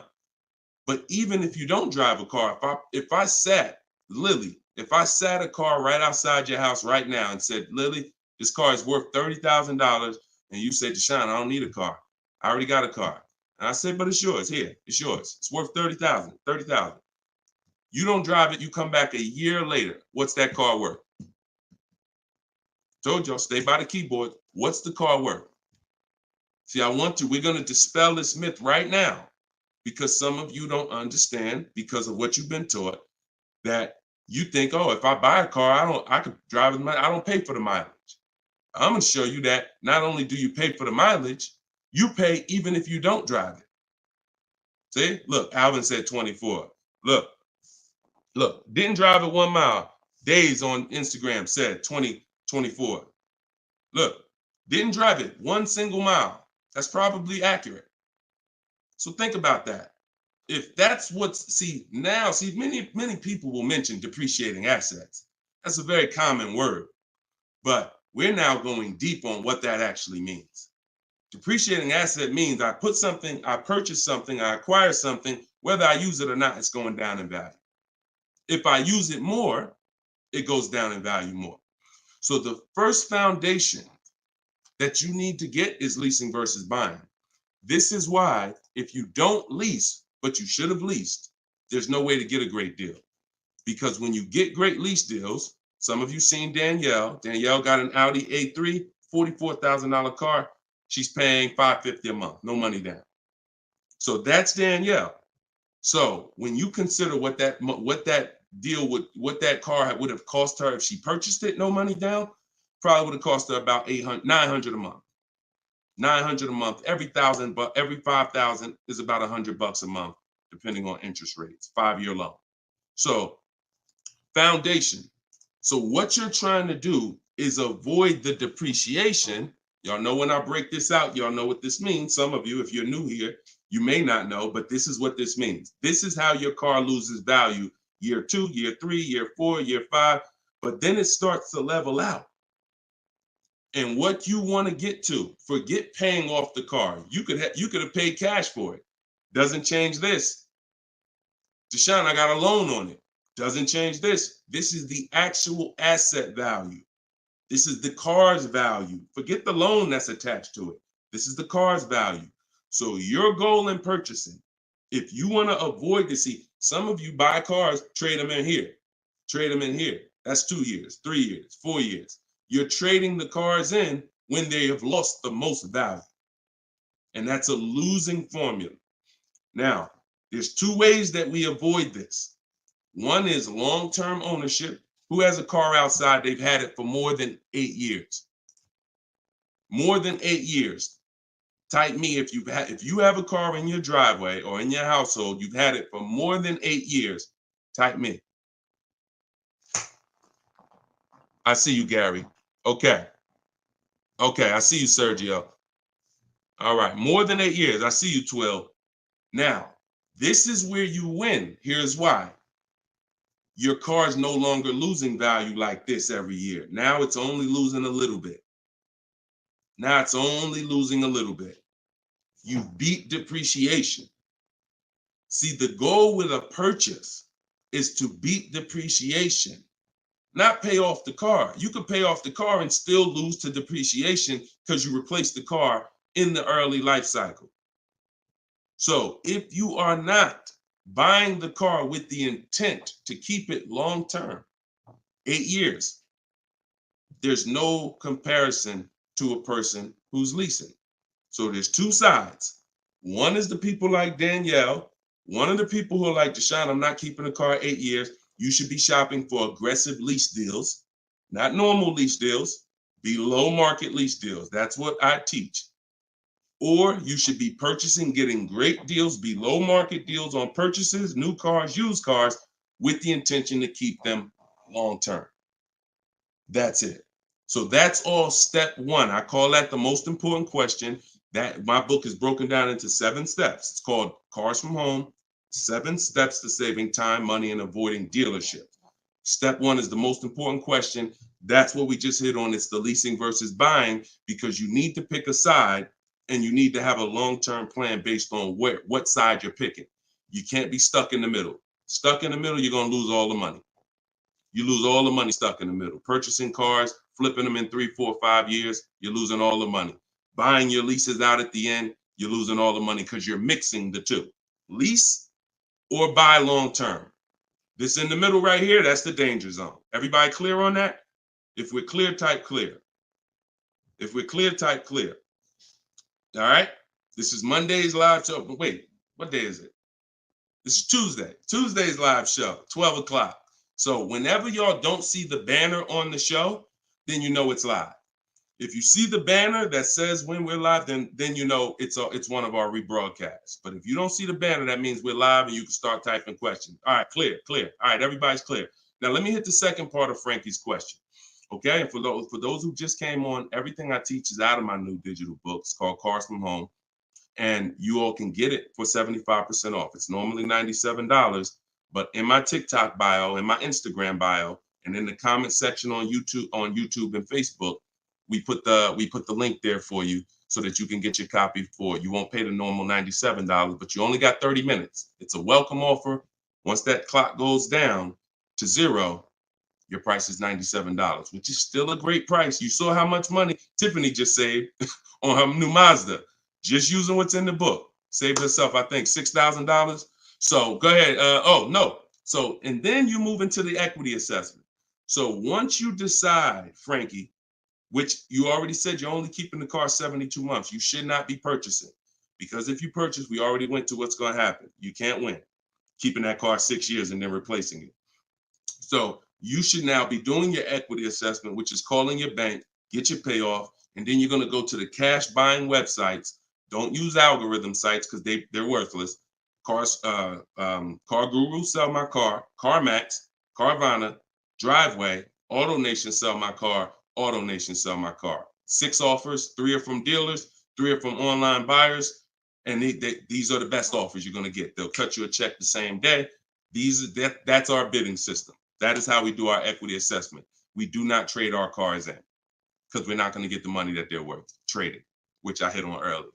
All right. I know we got a lot of questions being typed. Dolan, you can shoot the next one in. Okay, this one's from Instagram. I'm looking to lease a GLS 450. Does Mercedes have any third-party restrictions on selling your lease? So I wouldn't concern myself with that. I'm going to tell you why. That's like trying to think about the purpose of equity on a lease is a bonus. Shout out to y'all running the likes up on TikTok. Appreciate y'all. If y'all could keep tapping the screen every couple minutes, if you could just give it a little tap, tap, tap. That just keeps running them up. Just every minute. Every time you hear something and you're like, oh, that was good. Tap, tap, tap. And it'll just keep the likes running up. Keep TikTok notified of what we're doing over here. So you never want to base the car you're going to lease on if it's going to have equity at the end. The benefit of leasing is driving cars for pennies on the dollar compared to what people purchasing them. And you're avoiding depreciation that people purchasing the vehicles are going to take. That's the benefits of leasing. Now, there's a lot of other benefits too. I mean, you're driving a new car. You're under warranty most of the time. Depends on how many miles you drive.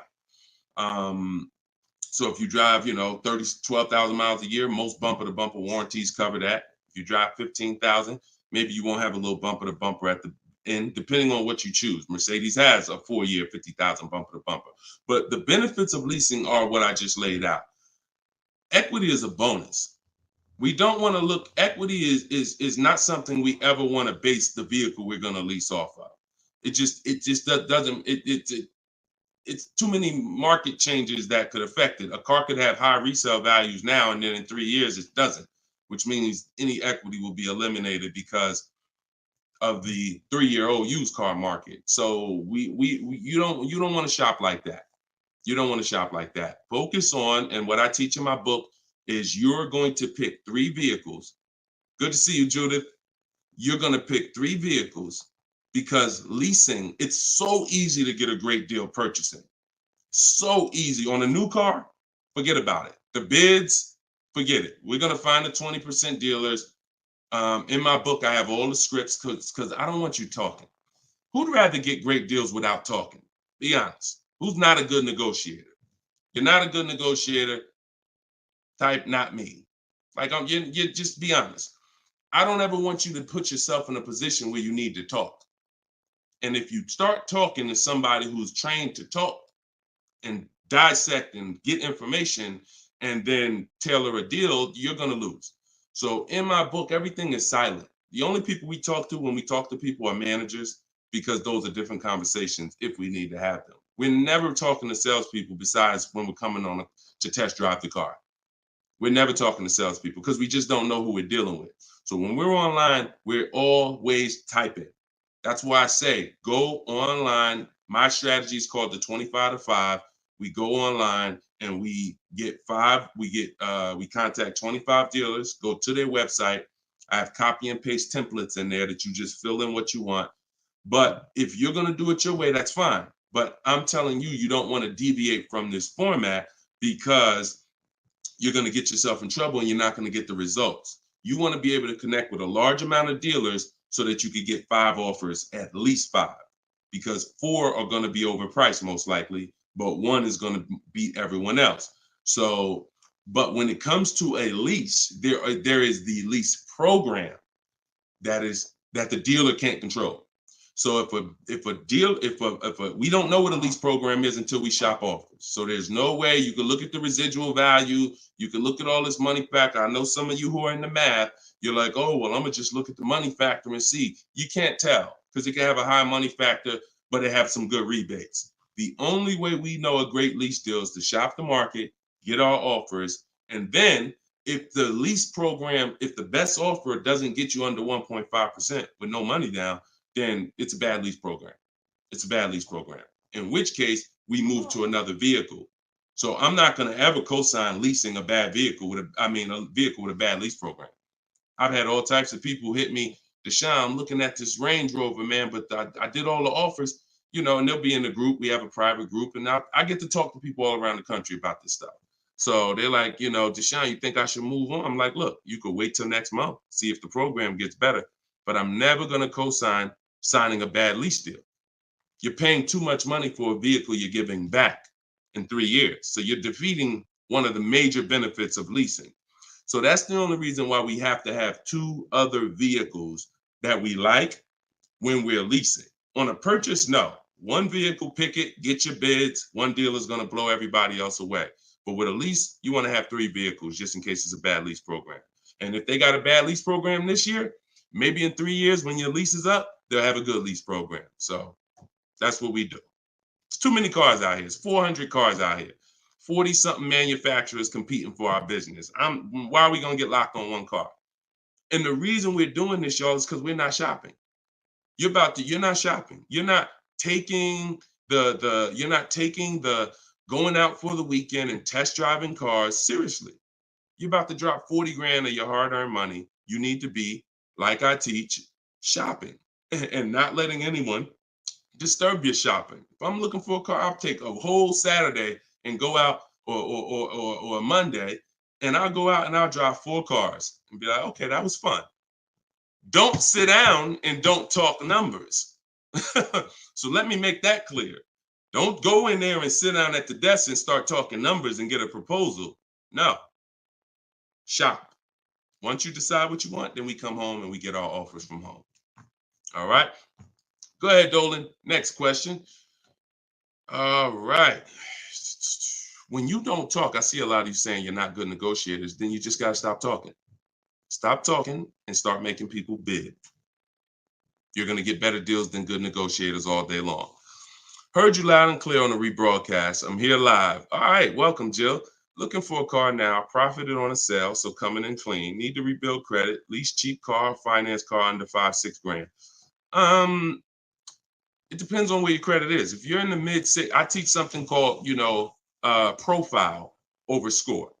So if you have a paid off car, if you have nothing gets you approved for a car like on-time car payments. If you've been making on-time car payments for 2 years, 3 years, you're typically gonna get approved for most leases. As long as you're not going from like a $450 payment to a $900 payment.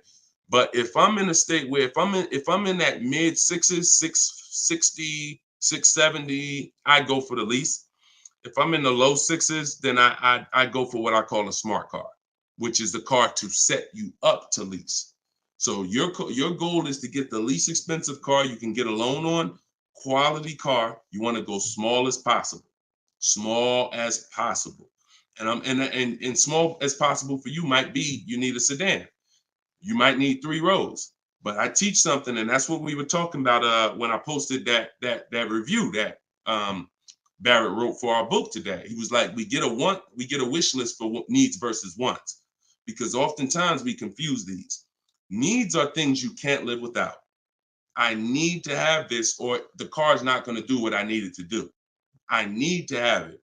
Wants are things that you'd like to have, but you can live without. When it comes to getting a smart car, and it's not the little smart car, y'all. I have a different. That's a different meaning for us. It means saving money at the right time. That's what we call smart cars. Saving money at the right time. So if you can't qualify for a lease and you want to set yourself up, then the vehicle you get now is super important. The vehicle you get now could either set you back from leasing because you bought too much vehicle, payments too high. You didn't buy a dependable vehicle. It's not going to last. It's going to start having problems. It's going to break down. You might miss payments because of that. These are all the things you want to avoid. This is why I'm giving you these boundaries that you don't, kind of go off of. But this usually happens when you're trying to get too much car. Quite honestly, if I was trying to get a smart car, I would be trying to get the smallest car I could, drive it for 2 years. Let the family be uncomfortable.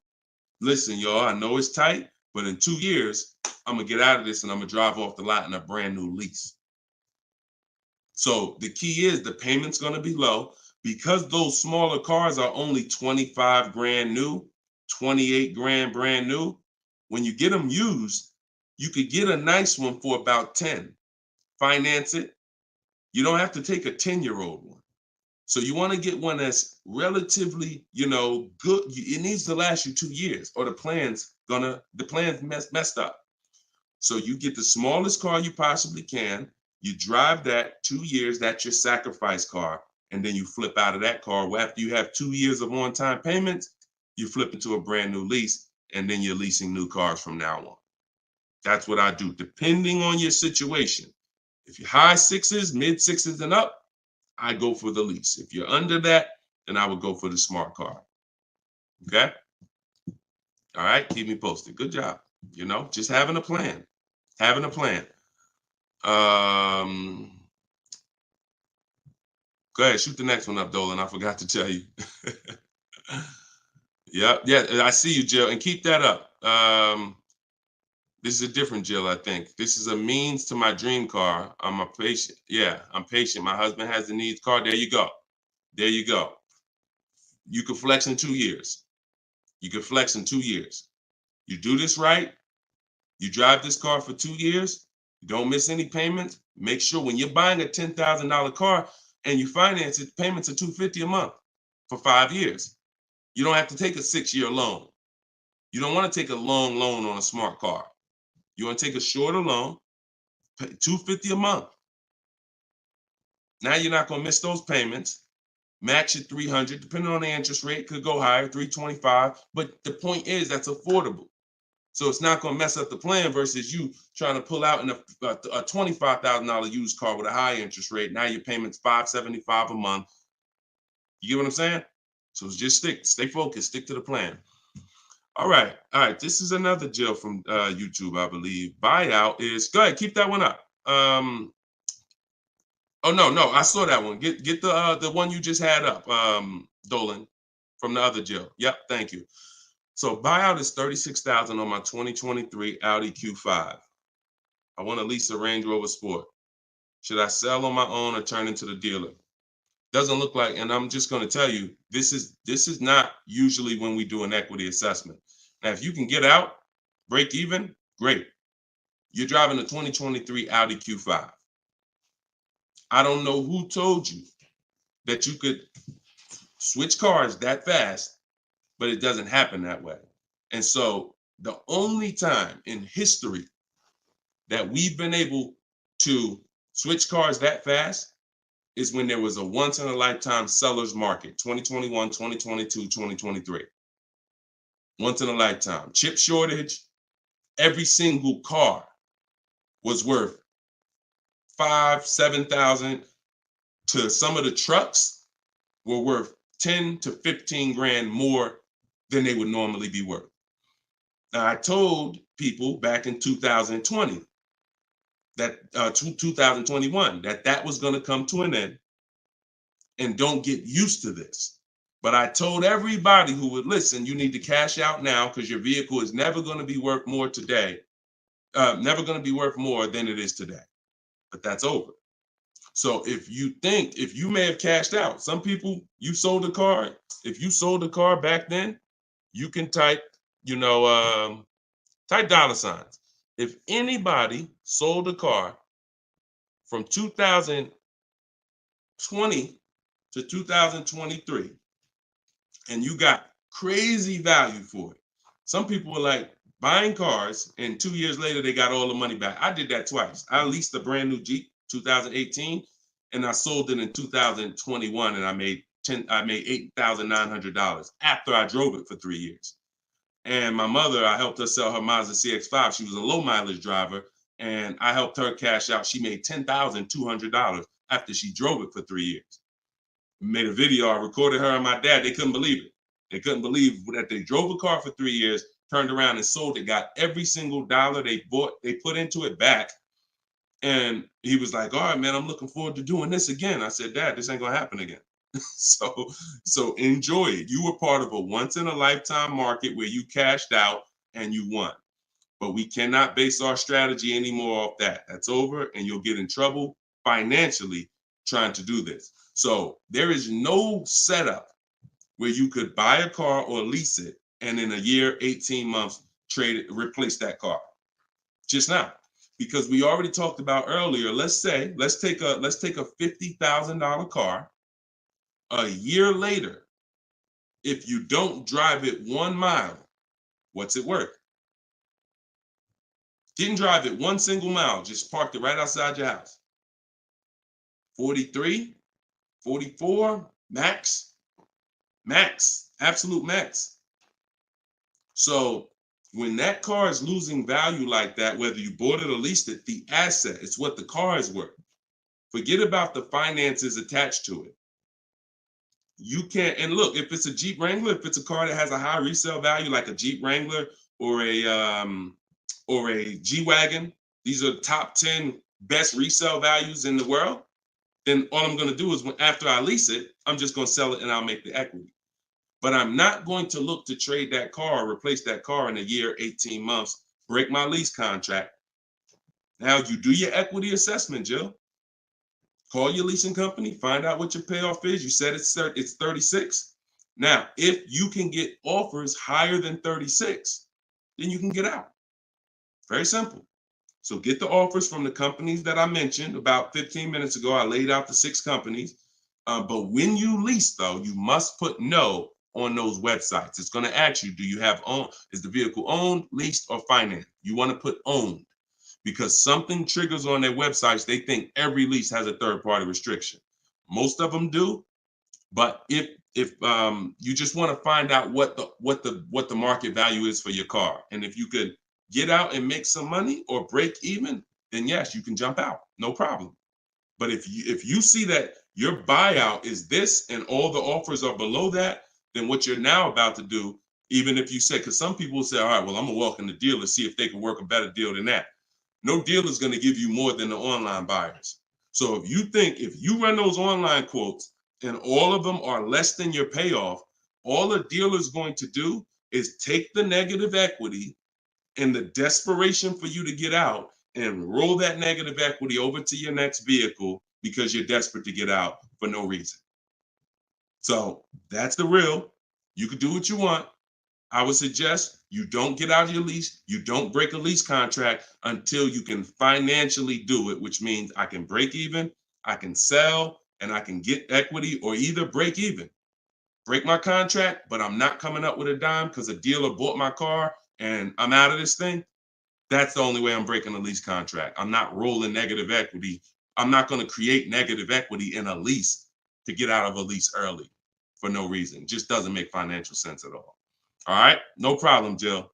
Happy to help. Happy to help. Okay, so that's step 2. See, the equity assessment step, guys, is so important. See, because it's the foundation of our deal.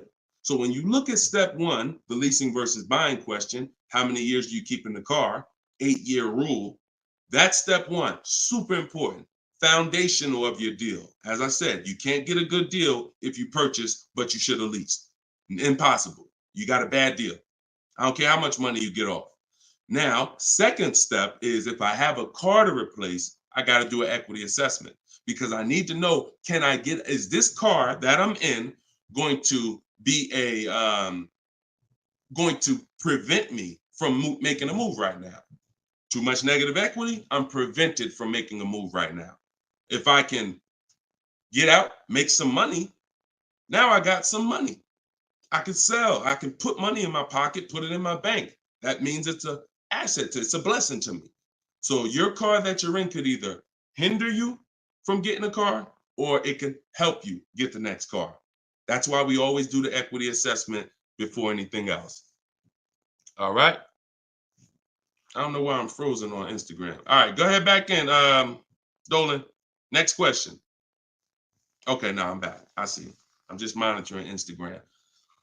Okay, and just so y'all know, everything that I'm teaching is out my new book. And look, I want to show y'all this. And before, keep that question up. Look, here we go. Boom. Look at that. 4.94. Thank you to everybody. We're higher now. I think we're up to 35 ratings, 28 reviews. So thank you to everybody who's reviewed the book on Goodreads. Appreciate you. And thank you for everybody who's using it. Make sure you are writing me with your success stories. Show me your deals so that I can post them just like I posted Tiffany's deal. But everybody can get the book. You can get yours for $90. It's normally $97. But as our welcome special, our book launch special, you can get it for $24, 75% off in my TikTok bio for 30 minutes, or my Instagram bio, or in the comment section of YouTube or Facebook. We have a comment pin for you. And if you're watching us on TV, you can use your phone and you can scan the QR code here on the screen, and you can get your copy for 75% off. But once that timer hits 0, if you visited that page and the timer it started, once it hits 0, the price does go back up to $97, which is still a great price. It's a great price either way. And it'll be in your inbox in a couple minutes. Okay, this is from Instagram. I use your template in the book to ask for quotes. Their response is the lowest offer you ever received. They are being difficult and giving me their best offer. What's the best way? Use the scripts. It's just conversation. Hopefully you listen and you have a separate email, because you're not going to have intelligent conversation with 5, 7, 10 dealers mixing personal emails. So every part of the system is important, having a separate shopping email. So everything in there is dealers. And now everything they're saying, we have a response for. Every single thing. It doesn't matter. Don't expect 80% dealers to be easy. Expect them to, hey, can we have a conversation? Hey, when can you come in? Hey, this be a whole lot easier if you're here. See, what we already know is we've given them all the information they need to give us a quote. So the best thing, or the stages we move through in our conversation with dealers, is who has a car that I want. That's first. Our first set of scripts is designed to weed out the dealers who don't even have a car we want. Nothing to talk about. Nothing to talk about. So there are dealers who won't tell you they have a car. That's why we have scripts. Hey, when can we talk? I'll be handling my whole purchase online. Can you confirm if you have something that matches? Every one of my scripts ends with a question. If you're not going to use my scripts in my book, then you make sure every email you write should end with a question, never a statement. So what you're sitting at home and you are copying and pasting. Very simple. Everything they say, we have a response, because I use those scripts. I'm from inside the dealers for 14 years. I know those scripts. Hey, it'd be easier if you were here. Hey, we only do business in person. Hey, when can I get you on the phone? I promise it won't take long. All of the stuff they're going to say. Hey, we only quote in person. None of the people I'm talking to have said that. So should I remove you from my list? Always ends with a question. So your expectation may be, you thought by sending all the scripts, you were just going to get, oh, quotes coming in, everyone doing this. No, that's why we have scripts, because we keep the conversation moving forward. Everything they say, just go to the script, open the template. And just so y'all know, in my book, one of the best reasons why it's a digital book is because I link you to videos and I link you to documents, and that you can copy and paste. So that what this person is talking about is the templates and scripts that I've created for contacting and having these conversations with dealers. So, but everything you are doing, everything they're doing is very predictable. You just change your expectation. I'm going to talk to several people and I'm going to weed this down to 5 offers. And out of the 5, one of them is going to beat everybody else. And then I'm going to use my counter offer calculator that Deshone made to send the counter offers and close my best deal. Take all the emotion out of it. Take all the emotion out of it. You should be emotionless at it. Nobody can hurt you. All right, you're at home in your living room. All right, go ahead. Mike said nobody gives us this info. I sold cars and the dealership wouldn't even give us any insight. Trust me, Mike, I understand, man. That's why I love the 20% of car salesmen and dealers. They love what we're doing here because they know we were never taught this stuff. So we were never taught about leasing, financing. Thank God I was able to learn it, and I was able to, but we weren't taught about insurances, all the stuff that they should be training us on. We weren't taught. So I appreciate you being here, man. All right, go ahead, Dolan. Next question. Great questions today. Great questions. Let's go. I see you. Shout out to the people running the likes up on TikTok. Can y'all just keep tapping the screen every couple minutes if you could? If you enjoying the show, you getting value out of what we're doing, every couple minutes, if you could just tap that screen and keep running those likes up. I appreciate y'all. It lets TikTok know we talking big money over here. Yep, I see it. Thank y'all. Appreciate you. All right, this is Gary on YouTube. When leasing, is it all about purchase price? No, it isn't, Gary. Great question. When purchasing, it's always about purchase price. All in, out the door, tax fees, everything included. Purchasing is always. Now, leasing, we get our lease offers, and this is where we eliminate the term down payment. We no longer say down payment. I want you to eliminate that word, those words from your vocabulary. You want to replace them with total out of pocket. Total out of pocket. So all of our lease offers we're going to get is following the 1% lease deal principle, which is, because some people, I know Judith still asks, oh, hold on one second. Hold on.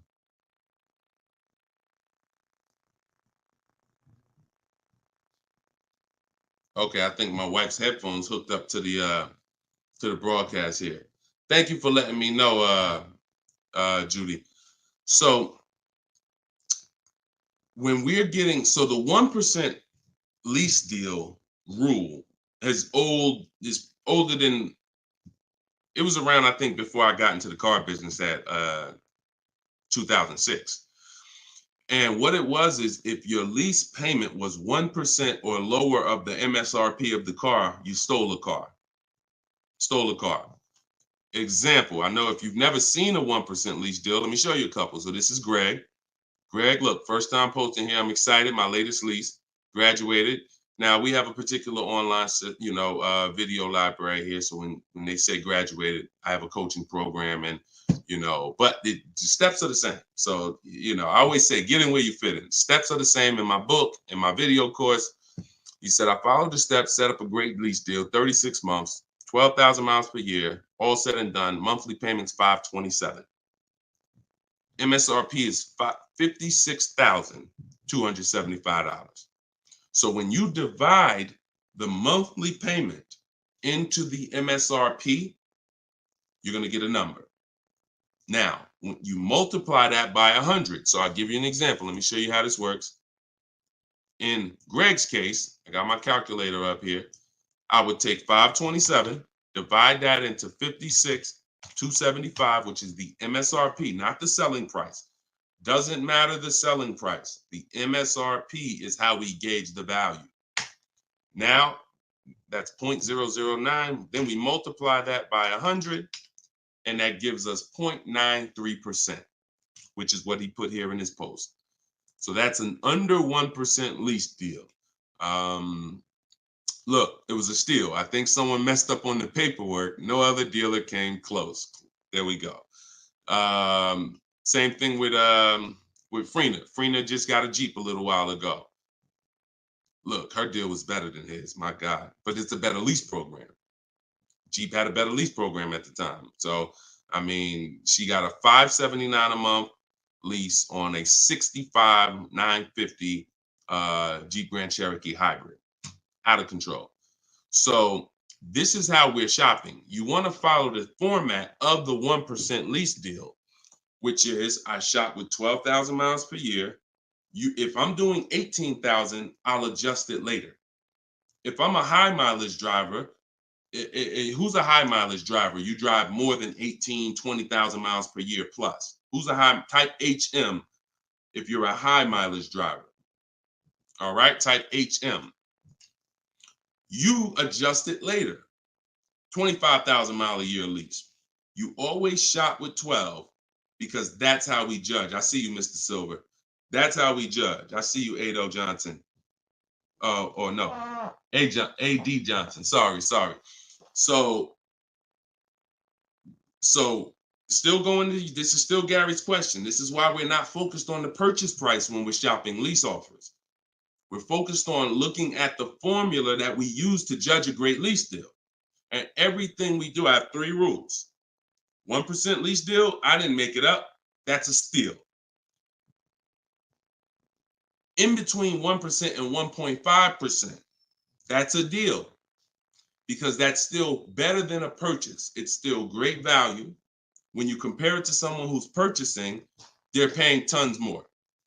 Even somebody who didn't get a steal, because the lease program has to be there to get a steal. They got to want to give away these cars. They got to have great incentive, great, everything has to line up, stars in the moon, and then we get the dealer that's going to give us the biggest discount. If it's under 1%, that means the lease program was incredible. But a good lease program, great lease program, will still get you, when you shop your offers, in between 1% and 1.5%. So, you look at somebody like, I used, Charles. So Charles got a Palisade, very, very popular vehicle. He got 10 offers from home. His best offer was 1.23, $48,000 vehicle. He's paying $597 a month. Now that same $48,000 vehicle, and this, I'm about to hit on something that I said earlier, but I'm gonna really bring it across home plate right now.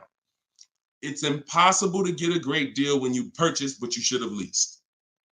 Because look, $48,000 Palisade, you guys know, we talked about it earlier, every $5,000 on a loan is about how much per month? Every $5,000 on a loan is about how much per month? I told y'all, stay by the keyboard, because we like to dialogue. So we want to make sure you are always by your keyboard so you could dialogue. Active learning. That's how you're going to get the most out of this show. Active. Okay. Anybody type it yet? Okay. Thank you, Dominic, on TikTok. Yes. $100.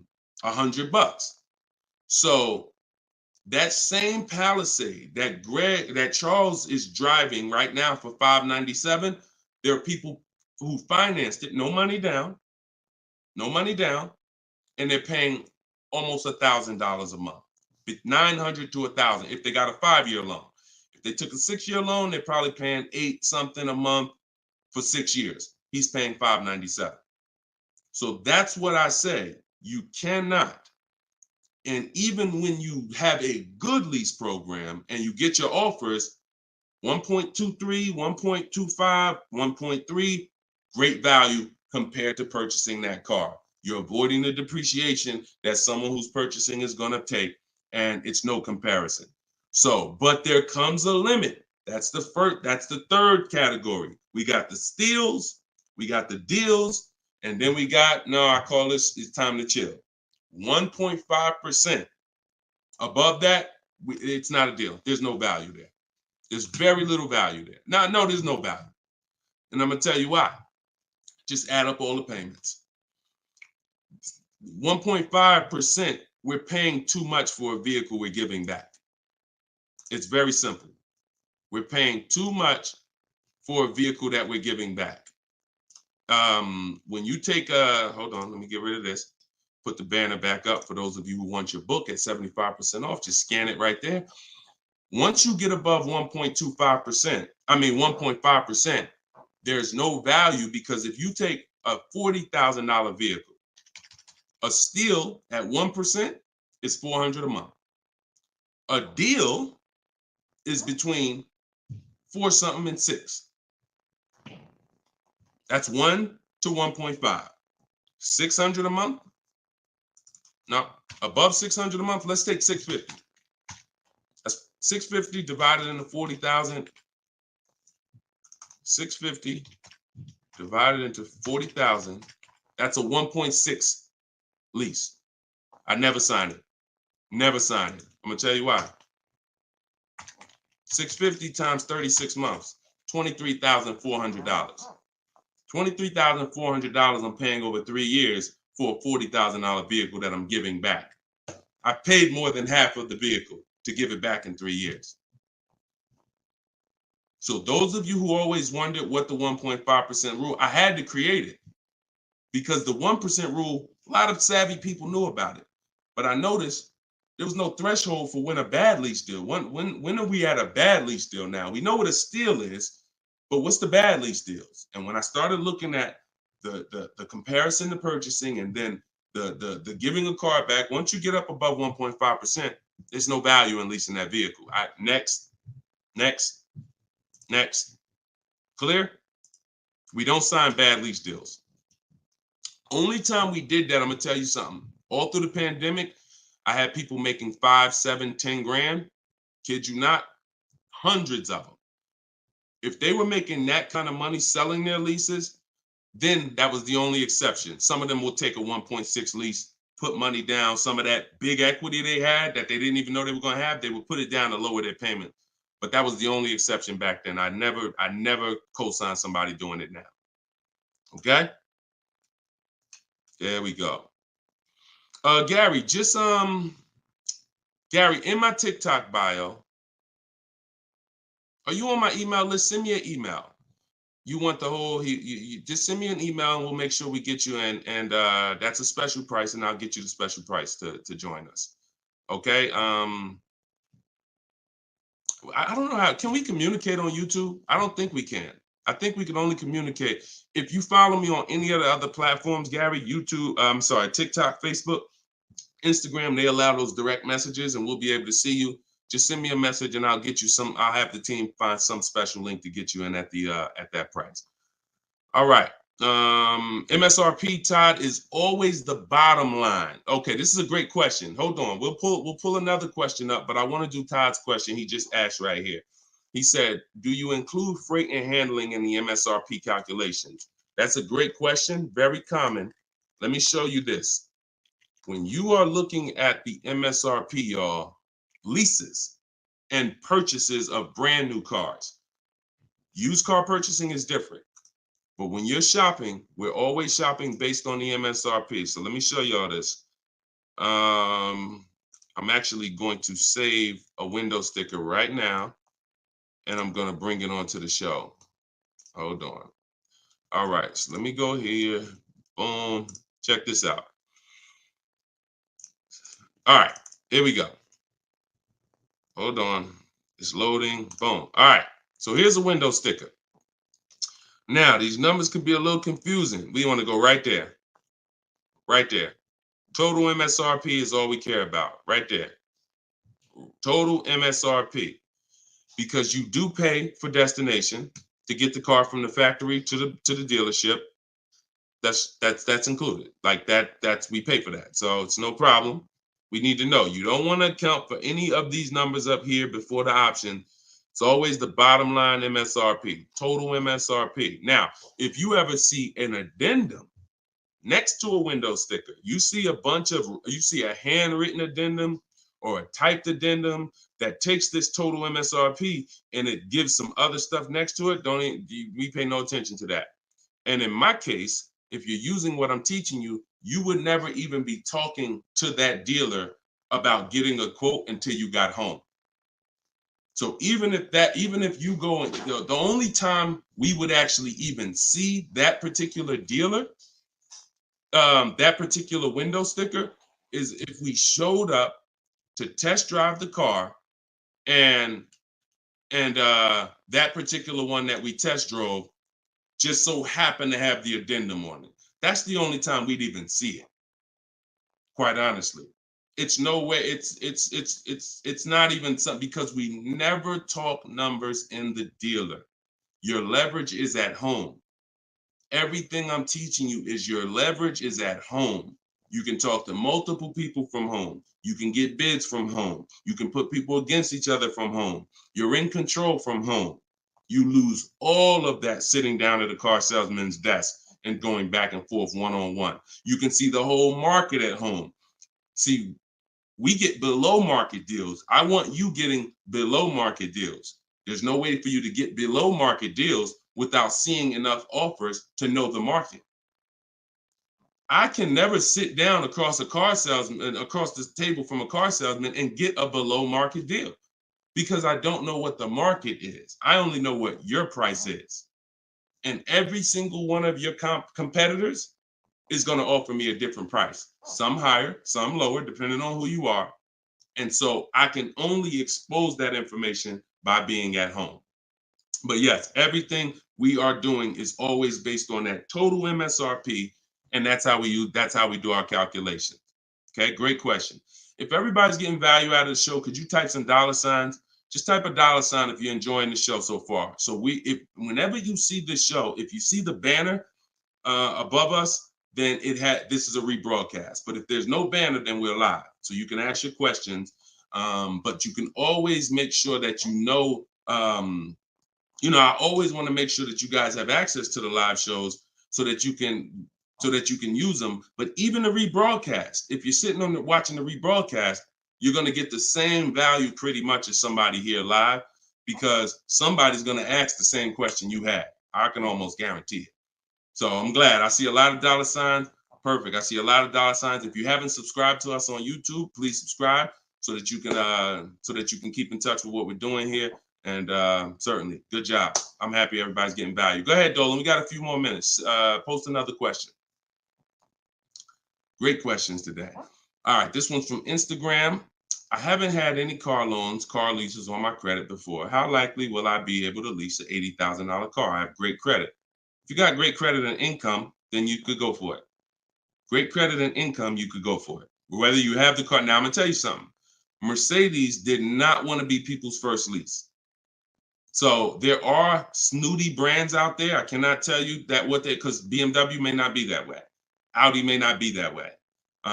Range Rover may not be that way, because I think Chase does their leases. So, but when it comes to Mercedes, they didn't want to be your first lease. You really had to have some type of comparable credit. But if you have great credit and you have the income, then certainly I'd be going for a lease. No doubt about it. No doubt about it. Just like the chicken and the egg, you know what I mean? Like, which comes first? Or it's better is the job and the experience. You can't get a job without experience. You can't get experience without a job. So in this particular case, somebody has to be your first, lender, and most of them will. Yeah, most of them will. You know what I do too? One more thing. I have this in my book too. Just so y'all know, every little detail is not left out, because I've been doing this since 2006. I've heard every question, and I knew every question has a place. What I do, if I'm you, is before I even shop for a car, if I don't know for sure, even with great credit, if I could get approved, I would call and I'd ask for the finance manager, and I'd tell him my situation. And I say, hey, look, you know what? I got a 740 credit score. I make this a year. I never leased before, but what do you think? And if a Mercedes finance manager would tell you, nah, it's probably not going to work with Mercedes. But someone else would say, nah, that's fine. So that way you don't even waste your time getting all your offers just to find out that this is one of the snooty leasing companies. All right. All right, there we go. All right, shoot the next one up, Dolan.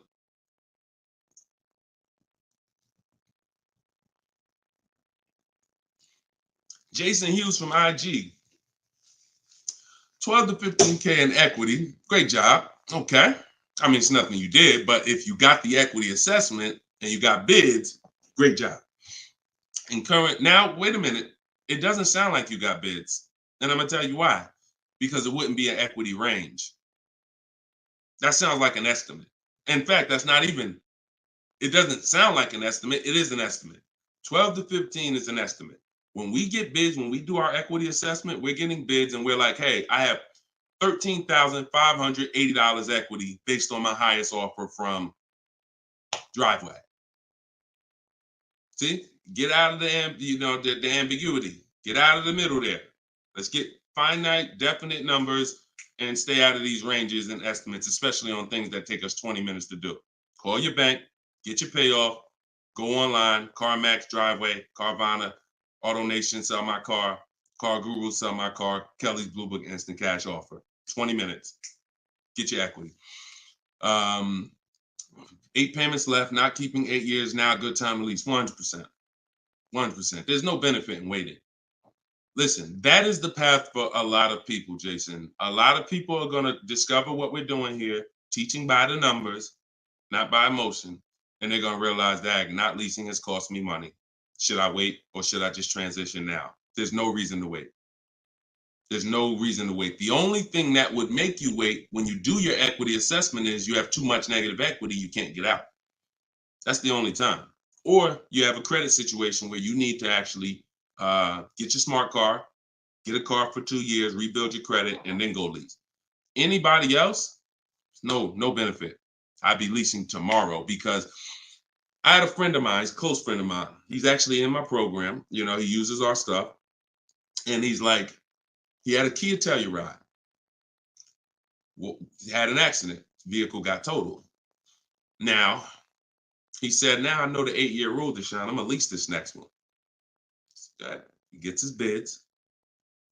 Last week, he leased the Kia Telluride for under $500 a month. The same vehicle that he was paying hundreds of dollars every month for.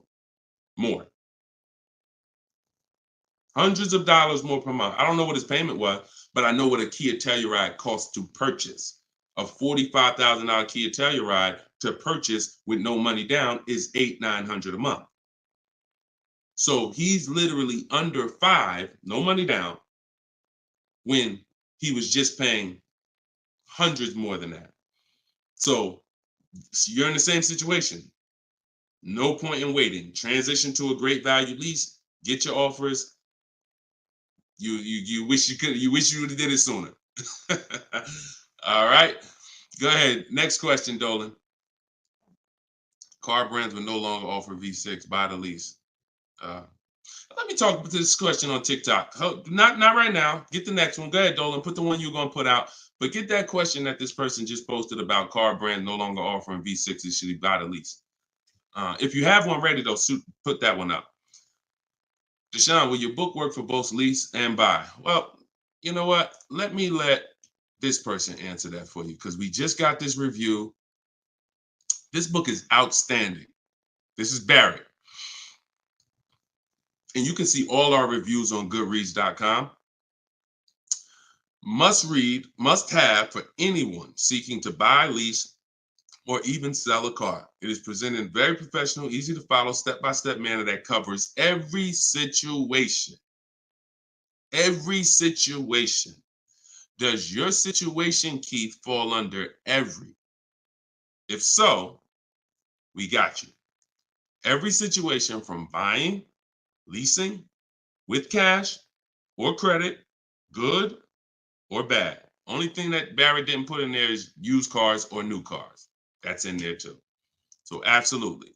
So yes, I'll put the banner back up for all of you who are watching us on TV. You can you can scan the QR code here with your phone, with your camera, and you can get your book for 75% off, or you can go to deshonesbook.com. We have the link in the comments on Facebook or YouTube for you. And if you're on Instagram or TikTok, you can go to my bio, click that link, and then click the button for the 75% off and get your book for 75% off. You won't pay the normal $97. Okay? But yes. All right. I have a 2020 Nissan Sentra. This is Key. I don't want to butcher your name, so I won't try. But from YouTube, I have a 2020 Nissan Sentra. Had it for 2 years. My miles are 64,000 highway miles. Okay. I know I don't have equity. I was told don't trade it in. Would be a bad decision. It's true. We don't trade cars in. We get bids. So you need to find out what your equity position. See many of you are finding out right now how important the equity assessment is. Whenever you have a current car, equity assessment. So when you call your bank, get your payoff, then you go and you get the offers, you're either going to be in a positive equity position or a negative equity position. Now, if you're in a negative equity position, there's three solutions for negative equity. 2 of them lead to a car, 1 of them doesn't. First is you get all your offers and you can pay the difference because these are the highest offers. So whenever you are, the highest offers are these online bidders. They pay more than car dealers. In fact, 3 of them are car dealers that are bidding. So Kelly's Blue Book, Car Gurus, and AutoNation are car dealers bidding. CarMax, Driveway, Carvana are online marketplaces, used car marketplaces bidding. So you're getting a wide range of diverse offers from people who compete every day to buy cars. and they cut you a check right then and there. They do an hour. Both times I went to CarMax, me and my mother separately, we were out in an hour.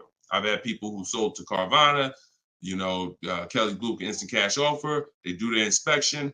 And then they bring you a check. So if you can pay, let's say you said you don't have equity. So if that's the case, then you may have negative equity, which means you might owe 30 and your highest offer is 28. Then I would come up with the 2,000 and I would pay the difference all day long because I'm still winning through a bid. My car's value is maximized through a bid. And if I don't get bids, I'm not maximizing my car's value. So now, second, when we can't pay the difference, then that means we must trade. This is the only scenario where we trade. Because you need now one part of the bidding strategy you can't do. So you're going to do the other part of the bidding strategy, which is now think about what car you want.